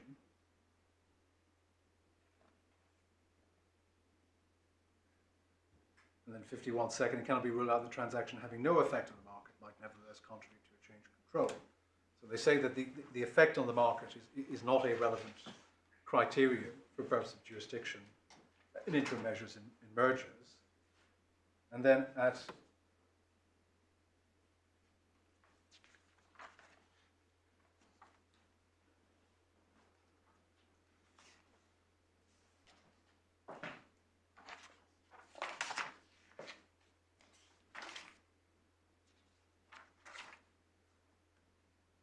then in paragraph 55, they make the point. Is this case to do with the imposition of interim measures at all? I mean, It's about the jurisdictional scope of it. I think it's about. I mean, is it not about whether or not the cooperation agreement?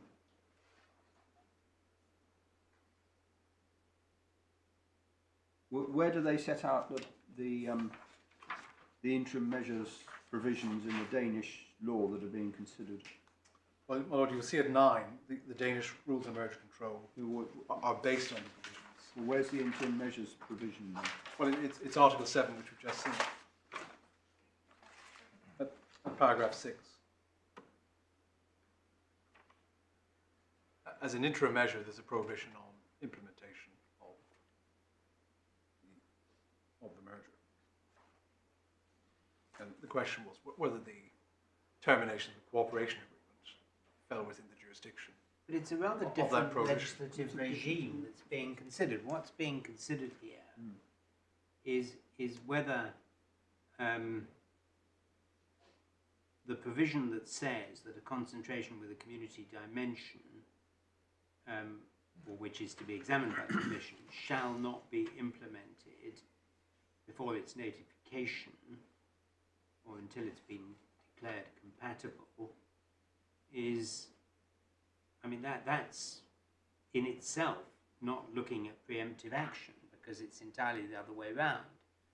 In other words, this is a regime under which you have to get permission first. Yeah. So I don't understand how you can say that the fact that under this EU regime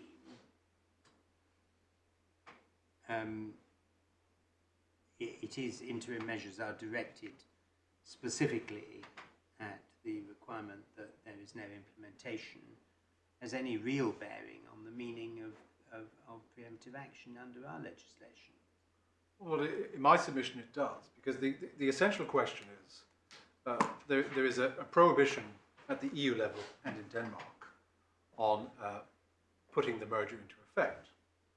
And the question which was referred by the court was, when one is looking jurisdictionally at the interim prohibition on putting the merger into effect, does that include other actions or agreements which, although arising in the context of the merger and having significant market effect and irreversibility, are they comprised within the jurisdictional scope of the prohibition on putting the merger into effect?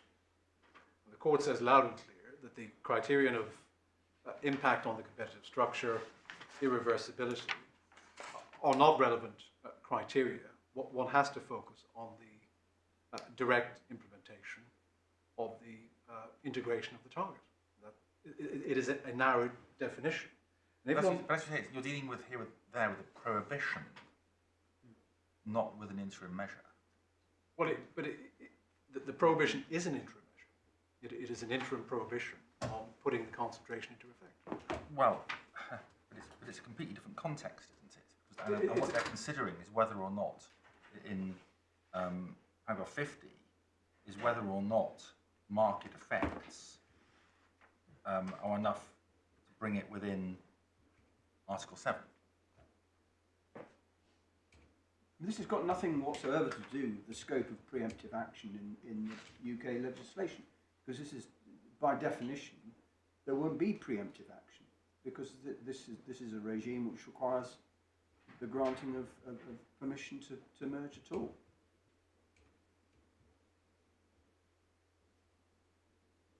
Well, if we go, you may very well be right, but at the moment I can't see how that impacts on the correctness or otherwise of paragraph 124 of the Tribunal's judgment.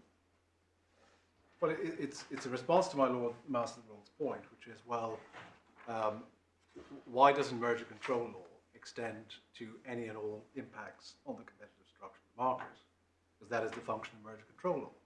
And what I'm showing the court is an example from the European context, where the court says in jurisdictional terms, what we're interested in terms of interim measures in a merger context is something which is directly within the four walls of integration of the target business. And the fact there are agreements of conduct which arise in the context or in connection with the merger, and which may well have irreversible market effects, that is not something as a matter of jurisdiction in interim measures and merger control that falls within the prohibition. And if we go on and look at paragraph 55, they also make the point that I just made to the Master of the Rolls, which is there are other competition laws which cover abuse of dominance and agreements. So the merger legislation is simply part of the tapestry. That's paragraph 55. And then 58, an important point. Extending the scope of the regulation in breach of Article 1 will also correspondingly reduce the scope of Regulation 1/2003, would then be no longer applicable to such operations, even if they may give rise to coordination between undertakings for purposes of Article 1. So what they're saying is that if one has a broad definition of the jurisdictional scope of interim measures in a merger context, what that does is trespass on the jurisdiction of the other legislation which governs other actions arising in the context of an impact on the structure of competition. And what the court is saying is one should deliberately apply a narrow interpretation to the jurisdictional scope of interim measures in a merger context, because if one doesn't do so, one then reduces dramatically the scope of the other competition legislation, which is intended to deal with those very effects. So my answer to my Lord the Master of the Rolls question is, it may well be that if Facebook, on this hypothetical, decided to bin its sticker store, that may well be an abuse of dominance. But that would require proof of a dominant position, proof of abuse, and proof of an effect on trade in the EU.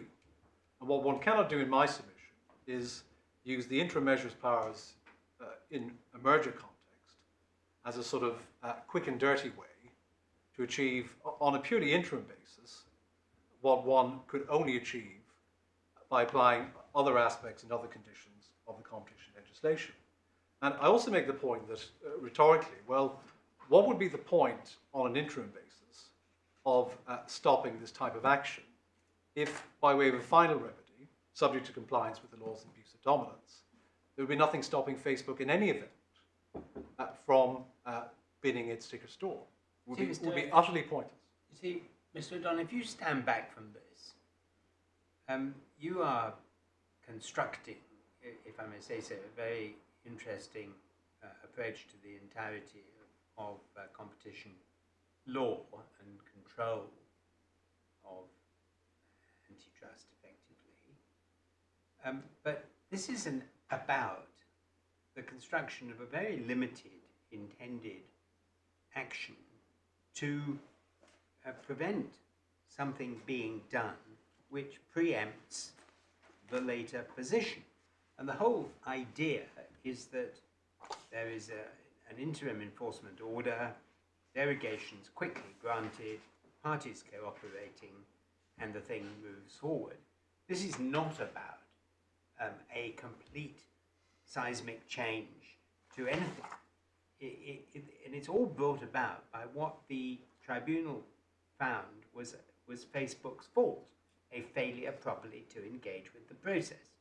And if you had engaged with the process, we wouldn't be here discussing whether in fact Article 101 was a better tool for preventing you doing things you haven't done and probably don't want to do. We would simply have, you'd have got your derogations by giving the information that the CMA had asked a few weeks later and moved on.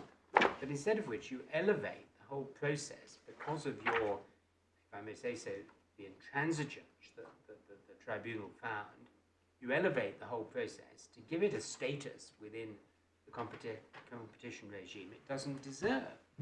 And so we're now being asked to construe this statute as if it is going to change the entire way in which competition is controlled, but it isn't.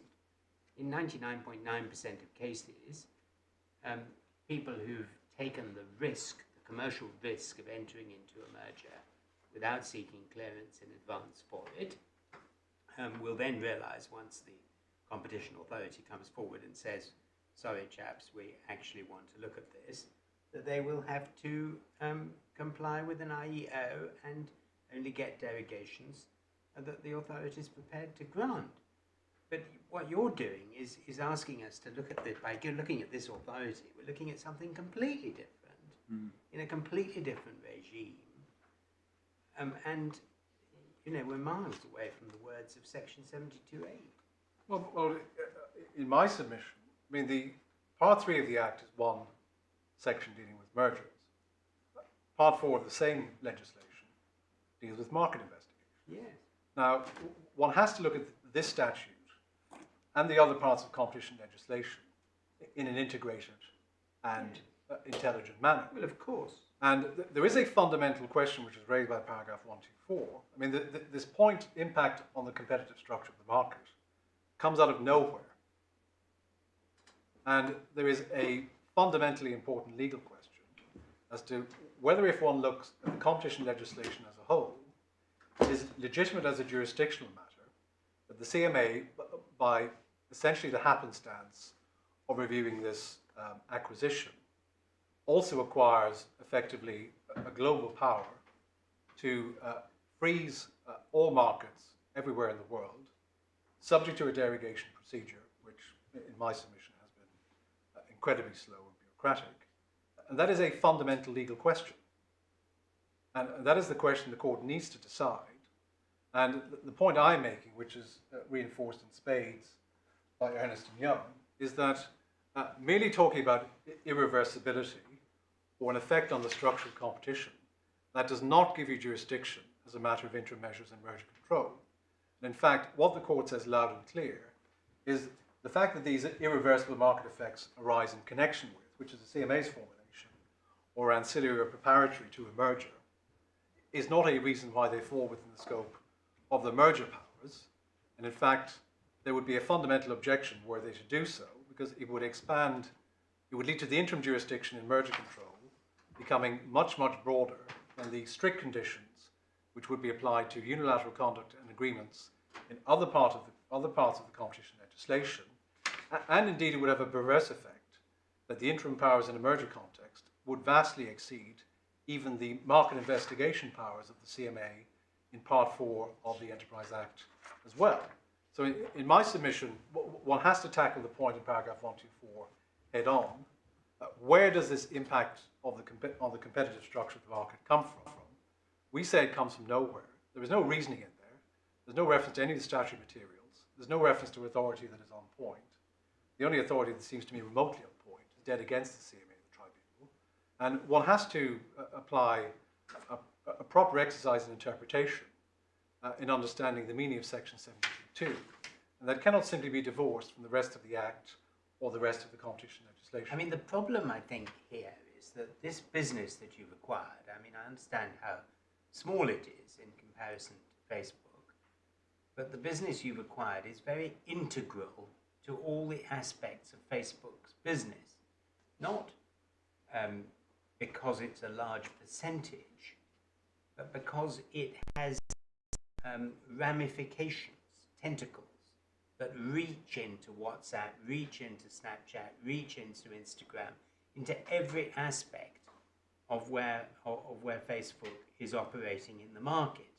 And that's your problem, because and every time you're trying to sort of extrapolate from a particular point about how difficult it is for you here and why you should be allowed not to cooperate with the CMA in order to give them the information they want, to the general saying, look, this would put a complete kibosh on the ability of people to trade. But the truth is, Facebook is a global company, and it has, because it's global, to deal with competition authorities in every country in which it operates. And you know, that unfortunately is a function of being a global company. And so you can't sort of grumble about it and say, well, we're a global company and you're stopping us trading. You're trading in the UK. You obviously want to continue to trade in the UK, and very successfully trade you do. And so Facebook has to deal with the competition authority and answer its questions. And, you know, it started off for months and months and months saying these questions are too wide-ranging and we're not going to answer them. But now you've started to answer them, and if you'd done that a year ago, you wouldn't have been here complaining. Well, I don't accept that. I will come to It's what the Competition Appeals Tribunal found. That's what they found. But at all events, Mr. O'Donoghue, you've shown us Ernst & Young. What other authorities do you want to show us? So that's the first point. There is a hard-edged jurisdictional question, whether in the context of interim measures and merger control, the CMA also acquires the power to effectively regulate any market anywhere in the world on an interim basis, on the possibility that might have some impact on the competitive structure. We say it's a matter of jurisdictional interpretation. That cannot possibly be correct. So that's the interpretive point. So I've shown you the references in the legislative documents which clearly focus on the questions of integration and the questions of remedial action, particularly divestiture. And what one doesn't see anywhere in these documents is, oh, by the way, there's this Trojan horse lurking there, which is that the second you acquire a small business anywhere in the world, that then becomes a jurisdictional hook to gum up the entirety of the acquirer's business everywhere in the world, regardless of whether the entities concerned are carrying on business in the UK at all. We say that that cannot possibly be the correct interpretation of 72.2.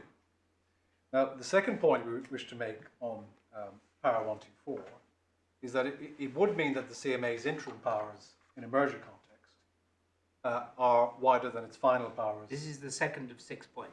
Oh yes, the others are much shorter. Right. But the second one is, sorry, Interim powers are much wider than the final powers, because it is clear from paragraph 124 that the tribunal found, based on its interpretation of the first limb of section 72.8, that the CMA's interim powers were wider than its final remedial powers, because the first limb is set in contradistinction to the second. We say this is wrong in principle. Interim powers should not be wider than final powers. And one oddity of the tribunal's approach is that one can freeze the market in the interim, even if after the merger, the same action with the same or similar effect could be taken by the acquirer.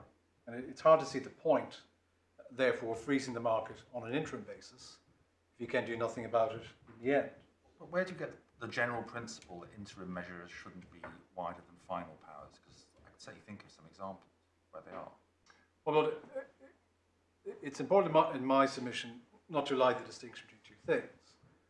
One can see as a matter of standard of proof or the threshold of intervention that the standard for intervening at an interim stage is a lower one.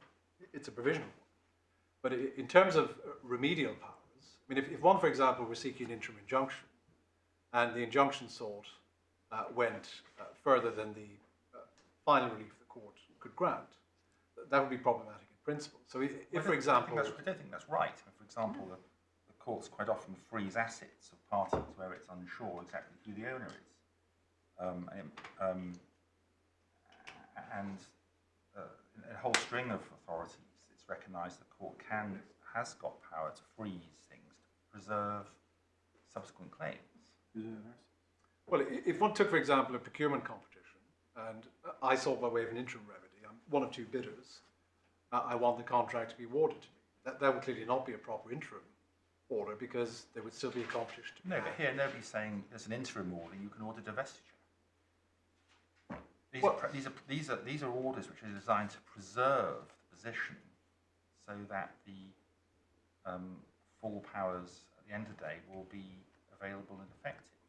Well, yes, but the analytical question is, does the CMA as a final remedy have the power to freeze or take action in relation to all of the markets on the Facebook side? The answer to that is clearly no. No, but at an interim stage, particularly at the very early stages, the CMA may not know enough about the business to be able to be sure what parts of the business need to be held in order to ensure that it can ultimately effectively exercise its final remedy. And so you might well say that steps might prejudice the reference and the ultimate taking of final remedies. And those need to be stopped, even though it will ultimately transpire. They did not do so. Yeah. Well, we say in the context of an acquisition, the remedial action which fully restores the status quo ante is a divestiture of the target. Now, if that is right, then by way of final remedy, the CMA is not entitled to impose a series of further requirements and restrictions on the acquirer. And I come to that in ground two. but I mean, divestiture may or may not restore the status quo ante. I mean, it may or may not. If lots of other things have happened in consequence of the merger, it won't. Well, perhaps, but in principle, one is attempting as best as one can do to restore the status quo ante. Well, But that's at the end of the day, isn't it? This is, as my Lord Justice Phillips has just put to you, this is looking at what can be done in the interim to, as I think the CMA says, to hold the ring. So in other words, it's powers given to the CMA, which are not dissimilar to the sort of interim measures that are given to the court in the context of things like preservation of property. Where, for example, it's not known, as my Lord says, you may not know whose property it is. You only have to show a prima facie case that it's your property. But it doesn't mean the court can't make an interim order, which in fact is a wider order in a sense than the order it might make at the end of the day if it concludes that, in fact, the property belongs to somebody else.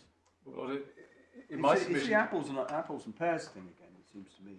Well, that seems to be an example of the court effectively getting it wrong, which isn't really the situation we're dealing with here.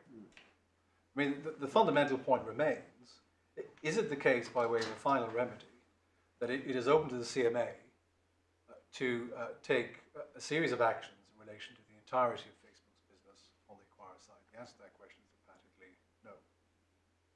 Right, well that's your second point. What's your third point? Because apart from anything, the only conceivable legislative basis on which there could be a change to the structure of competition on the acquirer side would be the market investigation powers in Part 4 of the 2002 Act. So it is another example of where, if the tribunal is right, the powers in Part 3 in Section 72 would vastly exceed or be equivalent to the separate powers in Part 4 of the same legislation. The third point I've already touched upon, which is that paragraph 124 completely ignores the overriding duty on the CMA to promote competition under Section 25.3 of the Enterprise and Regulation Reform Act 2013. The legislation in Section 25.3 obliges the CMA as a primary duty to promote competition within and outside the United Kingdom. The CMA is obviously entitled to have the target GIFI held separate, but a much broader requirement to have all of the acquirer's meaningful business activities globally held still and subject to what is for practical purposes a freeze would not lead to the promotion of competition. In fact, it would distort competition, since it would place all of Facebook's meaningful business activities globally subject to a cumbersome and slow derogation process, which has lasted a year in this case and counting. And this is a clear, serious restriction on commercial freedom, competition, and innovation, and none of that damage in the interim can be undone at the end.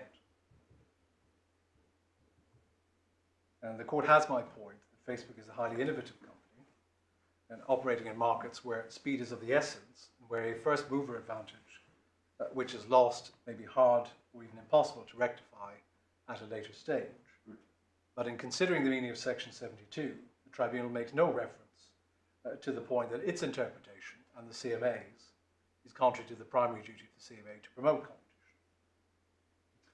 Fourth, we say that even within the narrow confines of the merger investigation, the tribunal's approach is wrong.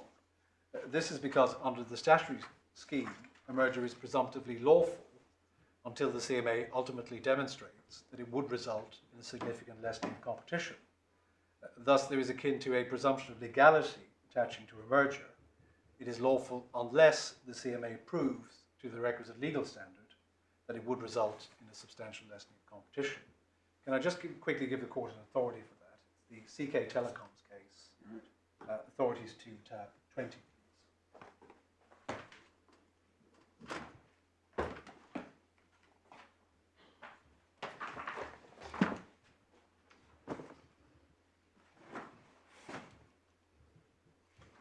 So this is a judgment from May 2018 of the General Court. It is probably the leading merger judgment for the last number of years. And it's an electronic page, my lord, 1089, paragraph 277.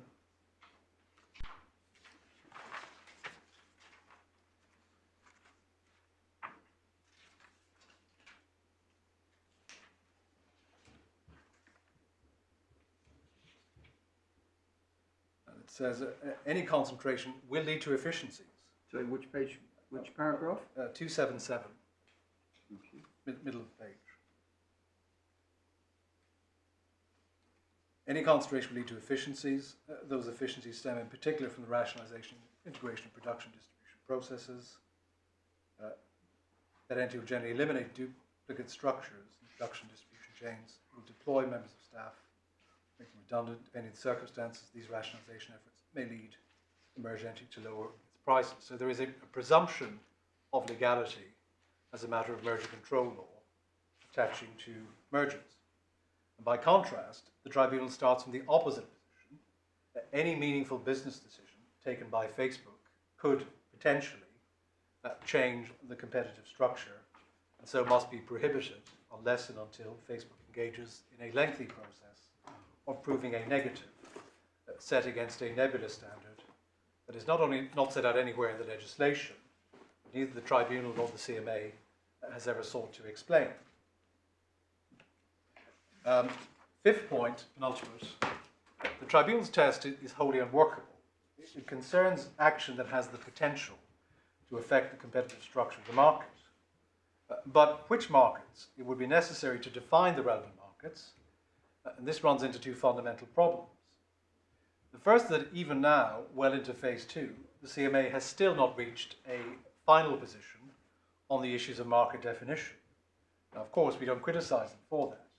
But if the CMA has not yet reached a final view on the markets, how on earth are the merger parties, or indeed the CMA, supposed to apply on an interim basis a test based on the competitive structure of the market? If that is the test, then you will not get a derogation until very late in the process, by which time it would be pointless, and the harm to competition done in the interim cannot be undone. And the second problem is even more acute. The IEO, as we saw, affects all aspects of Facebook's commercial activities in any markets, including those which have no relation at all with the merger. And by definition, the CMA will not be looking at those markets at all. So it is wholly unclear how the CMA expects to be able to conduct a review of the impact on the competitive structure of the market in markets that it is not even looking at in the context of its merger control investigation. And the same problem arises in establishing an effect on the competitive structure. This court does not need me to tell it how difficult it is in a competition law setting to establish such an effect. All of your lordships will remember that these acute difficulties from the interchange case. But the problem with the tribunal's formulation is even more fundamental. At least under Article 101, the test is clear, even if applying it in practice can sometimes be hard. But what is the test for an impact on the competitive structure of the market? The tribunal doesn't say, Section 72 does not tell one either. Commercial measures invariably have some effect on the market, and if a mere potential to have market effects suffice to trigger widespread interim measures restricting all meaningful activity globally by the acquirer, that criterion would be systematically fulfilled and would thus be RTOs. But the real problem, as with the reference to the relevant market, is that the assessment of effects would overlap with the merits of the request to approve the merger, and such an approach would risk allowing interim measures to preempt the assessment of the merger's impact on competition, and runs into the practical issue that even now, a year into the investigation, the CMA is still trying to work out the effects on competition. So we say the tribunal's test is fundamentally incompatible with legal certainty. Making interim measures dependent on a potential market effect disregards the complexity of such an economic assessment, which cannot with certainty be made by the merging parties on an interim basis. Now, the CMA is keen to emphasize that it cannot be expected to form a settled view of the impact of the merger on competition until it has concluded or got to the end of its substantive assessment. But if that's right, then making interim measures conditional upon the merging parties proving a negative of no impact on the competitive structure is even more problematic, would mean that derogations could always be refused on the basis that it is too early to say and that a definitive or final settled conclusion cannot be reached. So the test is fundamentally unworkable. And why is the test unworkable when it is phrased as all that's required is that it might prejudice, and the CMA considers it would meet that test. It's extraordinarily broad assessment as to whether or not whether or not CMA may order the relevant interim measures. There doesn't seem to be too much difficulty in assessing what that entails. Well, the tribunal, my lord, at 124 has added effectively a new formulation which comes out of nowhere, which is an impact on the competitive structure of the market. So that is the test as things stand. But that is not what it says the test is. It simply says that the test, the statutory test, includes things that may have a competitive effect on the market. I mean, which is may have an effect on the competitive structure of the market, which is almost just explanation. It's not that you have elevated. It's only you that's elevated this sentence in the judgment into the entire ratio of the decision. I mean, the ratio of the decision here is that there is no grounds to review, judicially review, effectively, the CMA's action in requiring you to answer a lot of questions about what's going on in your business before they give you the derogations you want. And as to workability, as my lord pointed out earlier, what's required, and as the tribunal says, what's required is cooperation between the parties. And that's the one thing that your clients were not prepared to do. I mean, they may be cooperating more now, but they certainly weren't cooperating at the time of the tribunal's judgment. Well, Lord, your lordships keep coming back to that, and I will deal with that on grounds 34. I mean, at this stage, we are concerned with the point of statutory interpretation. We're slightly jumping around. But I don't think we're jumping around, because we're just balking at your bringing in to the point of statutory construction the suggestion that one sentence in the judgment is the whole thing as to the meaning of section 72A, which it's not. Well, Lord, if one looks at paragraph 43 of the CMA skeleton, that is the battleground between us. Well, that's the battleground between you, but the CMA accepts, as is obvious from paragraph 124, that the structure of the market you're talking about is in relation to this business, the business that has been acquired. Well, Lord, it doesn't, because the restrictions from which we seek derogations simply arise on the acquirer side. But I mean, they do not arise in the gift. Difficult is the point that my lord made to you earlier on, that if you like, it may not be a huge part of your business, but it extends into all aspects of your business. Its tentacles, as it were, go into all aspects of your business, and that's why you've been asked a whole range of questions which you declined to answer. Obviously, if you cooperated fully with the CMA and were able to demonstrate that actually the whole chunks of your business have got absolutely nothing whatsoever to do with GIFs and never will have under any circumstances whatsoever, then that's one thing. But that wasn't the position at the time when these interim measures were imposed. Well, we're concerned with whether or not the interim measures were rational. You say proportionate as well. Well, we'll come on to that. And it's a very narrow inquiry. It's a judicial review inquiry, not as it were a merits inquiry. Anyway, that was your fifth point, I think, and there was six. Oh yes, the sixth point I've already touched upon, which is the interpretation. It stands the delicate balance of competition law on its head.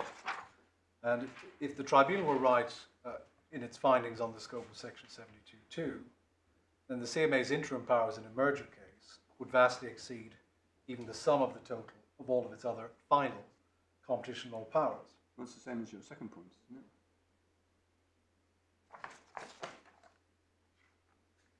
You say that the interim measures powers cannot be any wider than the final powers. Well, that's on the distinction between interim and final powers. I'm making a slightly different point, which is that the final powers the tribunal found reside within section 72.2. they vastly exceed the final powers that would arise in the context of any other part of competition legislation. We say as a matter of construction of the legislation as a whole and its interlocking nature, that is not a correct way to interpret 72.2. Right. Aren't we every day in these courts dealing with cases where, for example, the ultimate remedy the court can grant is the entry of a judgment for a money sum? But regularly we grant interim remedies which go much further than that to freeze assets and businesses, because we take some very Anton Pillar relief, for example. There's no final remedy of Anton Pillar relief. That's an interim remedy which is designed to ensure that the ultimate remedy of a money judgment is properly reached and arrived at. And I think I completely disagree with the suggestion that interim remedies are going to be no wider than final remedies. They're often much, much wider. They're different creatures with a different purpose. Well, the court has my point on that. But is that wrong? Is it wrong to say that the courts, in particular, to ensure that they can grant their ultimate remedy, have taken much, much wider nuclear weapons to ensure that's the case? Well, as I said, it's important to distinguish the standard for intervention, which must be lower at the interim stage, the final stage, and the powers that the court can ultimately exercise. And I do say that in principle, if by way of a final remedy would not be open to a court to do a certain thing, then it should not, by way of an interim remedy, be seeking to achieve the same thing. We say that is wrong in principle. Right, well, we've got the point. Mr. O'Donoghue, shall we move on? Oh, yes. And can I just give you one final reference on the question of the balance between the different parts of the competition legislation?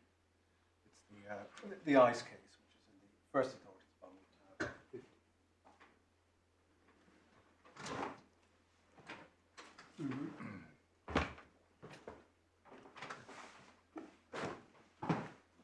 And it's, my lord, it's at page 813.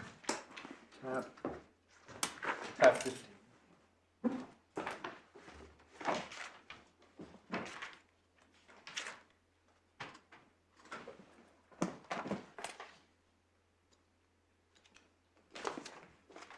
Paragraph 101.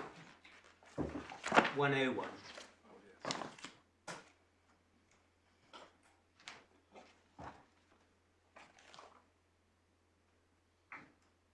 It's the middle of the paragraph. So in contrast, in order to divest you in a market investigation context, so that is part 4 of the Enterprise Act, may be more intrusive since it requires a change in the status quo and intervenes in an existing structure which quite possibly comprises integrated activities and so on. So the court is recognizing there that the only power to change the competitive structure of the market under the Enterprise Act is part 4, and that those powers are much more intrusive in nature than the merger powers under part 3. Well, that's the same judge. Yeah. Well, yes.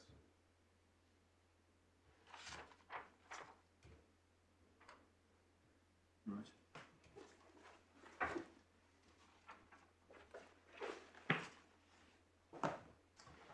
Can I now quickly respond to a handful of points, the CMA skeleton on ground 1, and then I can finish grounds 2, 3, and 4 quite quickly in the afternoon. Yes. So one of the surprising features of the CMA skeleton is just how reluctant it is to say much at all about what Section 72 means. Half of the skeleton, as I indicated, is taken up with an exercise in mudslinging that doesn't shed any light on the question of statutory interpretation. If we then go to where it deals with ground 1, you will see, so this at paragraphs, starting paragraph 36,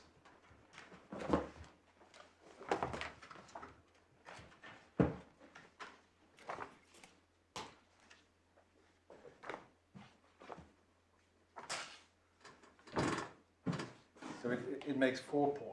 So at 36 to 39, there are 3 points. So the first point is the suggestion that Facebook has overstated the tribunal's findings, and that doesn't tell one what Section 72 means. The second point of paragraph 40 is to say that Facebook's case depends on its perception of the underlying transaction. And again, that doesn't engage with the question of statutory interpretation. The third point of paragraph 42 is the information request, which I will deal with in grounds 3 and 4. So these 3 points are not engaging with the question of statutory interpretation. And in fact, the extent of engagement is a handful of paragraphs, starting at paragraphs 44 to 47. So the court would say at 43, which is the point I made to the Master of the Rolls, the CMA has identified the point of principle that is between us. So there's no doubt about that. But it is actually quite hard to pin down the CMA's positive case. So it appears to be what is said in paragraph 43. They say the definition of preemptive action encompasses both action which may impede or inhibit CMA's final remedial powers, including investigation, and action which emerging parties might take that alters the competitive structure of the market during the course of the CMA's investigation, which may prove irremediable at the conclusion of the investigation. So that is what they say paragraph 124 is intended to encompass. So there is a clear difference between us. The first thing we would note about the formulation is that it does contain a concession that there must be at least a causal link between the merger and the conduct which the CMA is seeking to restrict. But the tribunal's own formulation of 124 doesn't say anything about the need for a causal link. Well, it's Mr. Dimitriou's first point, isn't it? In paragraphs 36, 37 and 38, that when they talk about the market, they mean the market in question. Yes. They don't mean every market in which your client operates. They mean the market in question. And that's her point about it, that you're setting up a straw man. Well, my Lord, as matters... If the tribunal had said in paragraph 124 after the word market in question, then this would just be a complete non-point with respect. Well, my Lord, but the IEO applies to all markets. That is the point. Well, that is making an assumption in your client's favour, and that's one of the other points that's taken against you, that a lot of your arguments assume that you're right at the end of the day. And that's my point about the tentacles of Giphy or whatever it is stretching into all aspects of your business. I mean, what will be said against you is that in order to hold the ring, there needs to be this restriction on Facebook, precisely because the effect of this particular merger is one which actually impacts on the entirety of its business in different ways. Well, my Lord, even on the basis of their own derogations, that cannot be correct. Well, you say that, but I mean, that makes an assumption, doesn't it? Well, some derogations have actually been granted. So, for example, a number of 150 subsidiaries have been derogated. Data centers and dormant companies have been derogated. So there was clearly a large amount of entities and activities which were within the four walls of the IEO, which should not have been, and which recently yes, because have you've been able derogated. to demonstrate to the CMA's satisfaction that those particular aspects of your business got absolutely nothing to do with gifts. Well, Lord, that is the nub of the issue, because to go back to where I started, which is if in fact 1% of, say, WhatsApp users use GIFs, then what the CMA says and what the tribunal has endorsed is that it is legitimate to tie up the other 99% of the rest of Facebook's core services for a period of 12 to 18 months on the basis that, well, who knows where the 99% stops and the 1% starts. And again, we said again that makes an assumption in your client's favour, because if at the end, if you demonstrate to the satisfaction of the CMA in the give and take, as my lord put it, that actually 99% of your business got absolutely nothing to do with gifts, then they would no doubt grant you a derogation in relation to the 99% of the business. One has to apply a modicum of common sense. I mean, if Facebook does not have a GIF business and has a contractual relation since 2050 to procure gifts from Giphy, then suggesting that the entirety of Facebook's core services must be tied up globally just because of that link with respect defies common sense. Now, I was showing grounds 3 and 4. We have demonstrated to the CMA why the derogations can very safely be granted. I mean, it isn't complicated. Facebook procures gifts from Giphy and Tenor. Facebook supplies gifts through Giphy and Tenor and the internal sticker store. And that's it. There's no mystery to this. I mean, this is not the sort of Schleswig-Holstein question. It's a very simple, common sense point. And what we've repeatedly said to the CMA, which they now accept, is that the focus should at most have been on the gift-related activities and not gumming up the entirety of Facebook's core services everywhere in the world. And we say that is just common sense. And we say that Parliament cannot possibly have intended in Section 72 that it is legitimate for a period of 12 to 18 months to tie up and acquire globally on this permission slip basis of proving a negative in the context of a merger investigation. And that cannot possibly have been the intention of Parliament.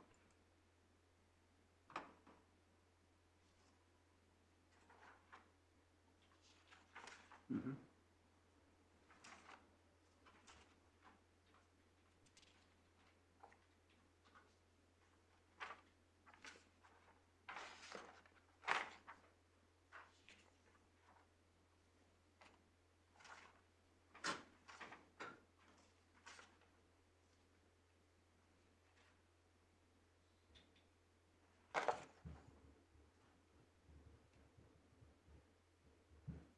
Okay. Before the break, can I just pick up on a couple of quick points in relation to paragraph 46 of the CMA's code? Paragraph 46 of CMA scope. My lord, yes.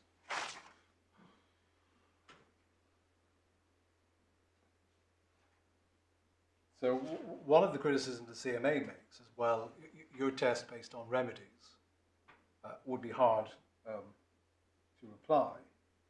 And we say, in fact, it is the tribunals and the CMA's test showing an effect on the competitive structure of the market, which is completely unworkable as a test for interim measures, since it depends on the definition of the market and demonstration of an effect on competition. 46C, I will come to obviously under ground 2. Point D is an important point, which is the C. France case. We can just quickly turn to that. It's in Authorities 1, tab 15.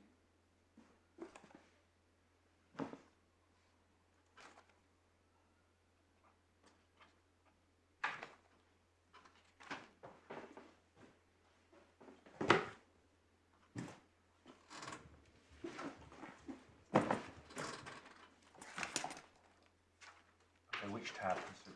My lord, 15. 30, 30. 15. 13.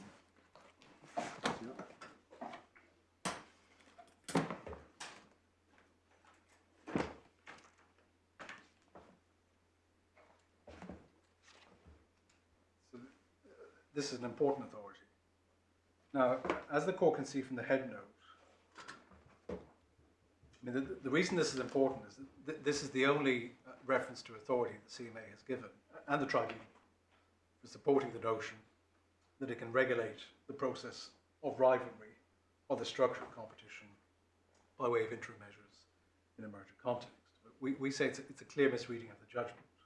So as you can see from the head note, it was concerned with actually a very narrow and specific point, which is whether an acquisition of certain assets meets the jurisdictional test in Section 23 of the Enterprise. And it's paragraph 4 is the point the CMA relies upon in 4016. So there Lord Sumption says, Sorry, which paragraph? my Lord, paragraph 4, the purpose of merger control is to regulate in advance the impact of concentrations on the competitive structure of markets. So that's what he says. So as the court can see, I mean, this is paragraph 4 of the judgment, so it's a purely introductory paragraph. It is concerned only with a very specific jurisdictional point, as in fact Lord Sumption goes on to explain in the same paragraph. And crucially, of course, it has absolutely nothing to do with interim measures in the context of a merger. It's concerned with a rather obscure point of jurisdiction under Section 73 as to whether certain acquisitions of assets do or do not fall within the jurisdictional thresholds for notifying a merger.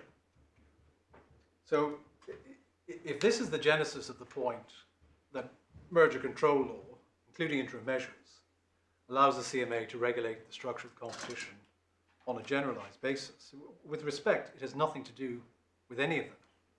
It is a purely introductory paragraph. It is a point made at the highest possible level of aggregation. And it doesn't even begin to touch upon the point specifically raised in this case in the context of the jurisdictional scope of interim measures in a merger case. And in many ways, this may be the sort of original sin in this case, because this essentially throwaway remark in an introductory sentence in a judgment about something quite different has been elevated beyond all recognition into something which is akin to a general principle of law. And it certainly was not purporting to be that. And it is not addressing this case, the issue in this case, in any shape or form at all. So if this is the only case that to support the CMA's view, then in my submission, they have simply misread the judgment. Right, thank you. Well, we'll resume at 2. Rise.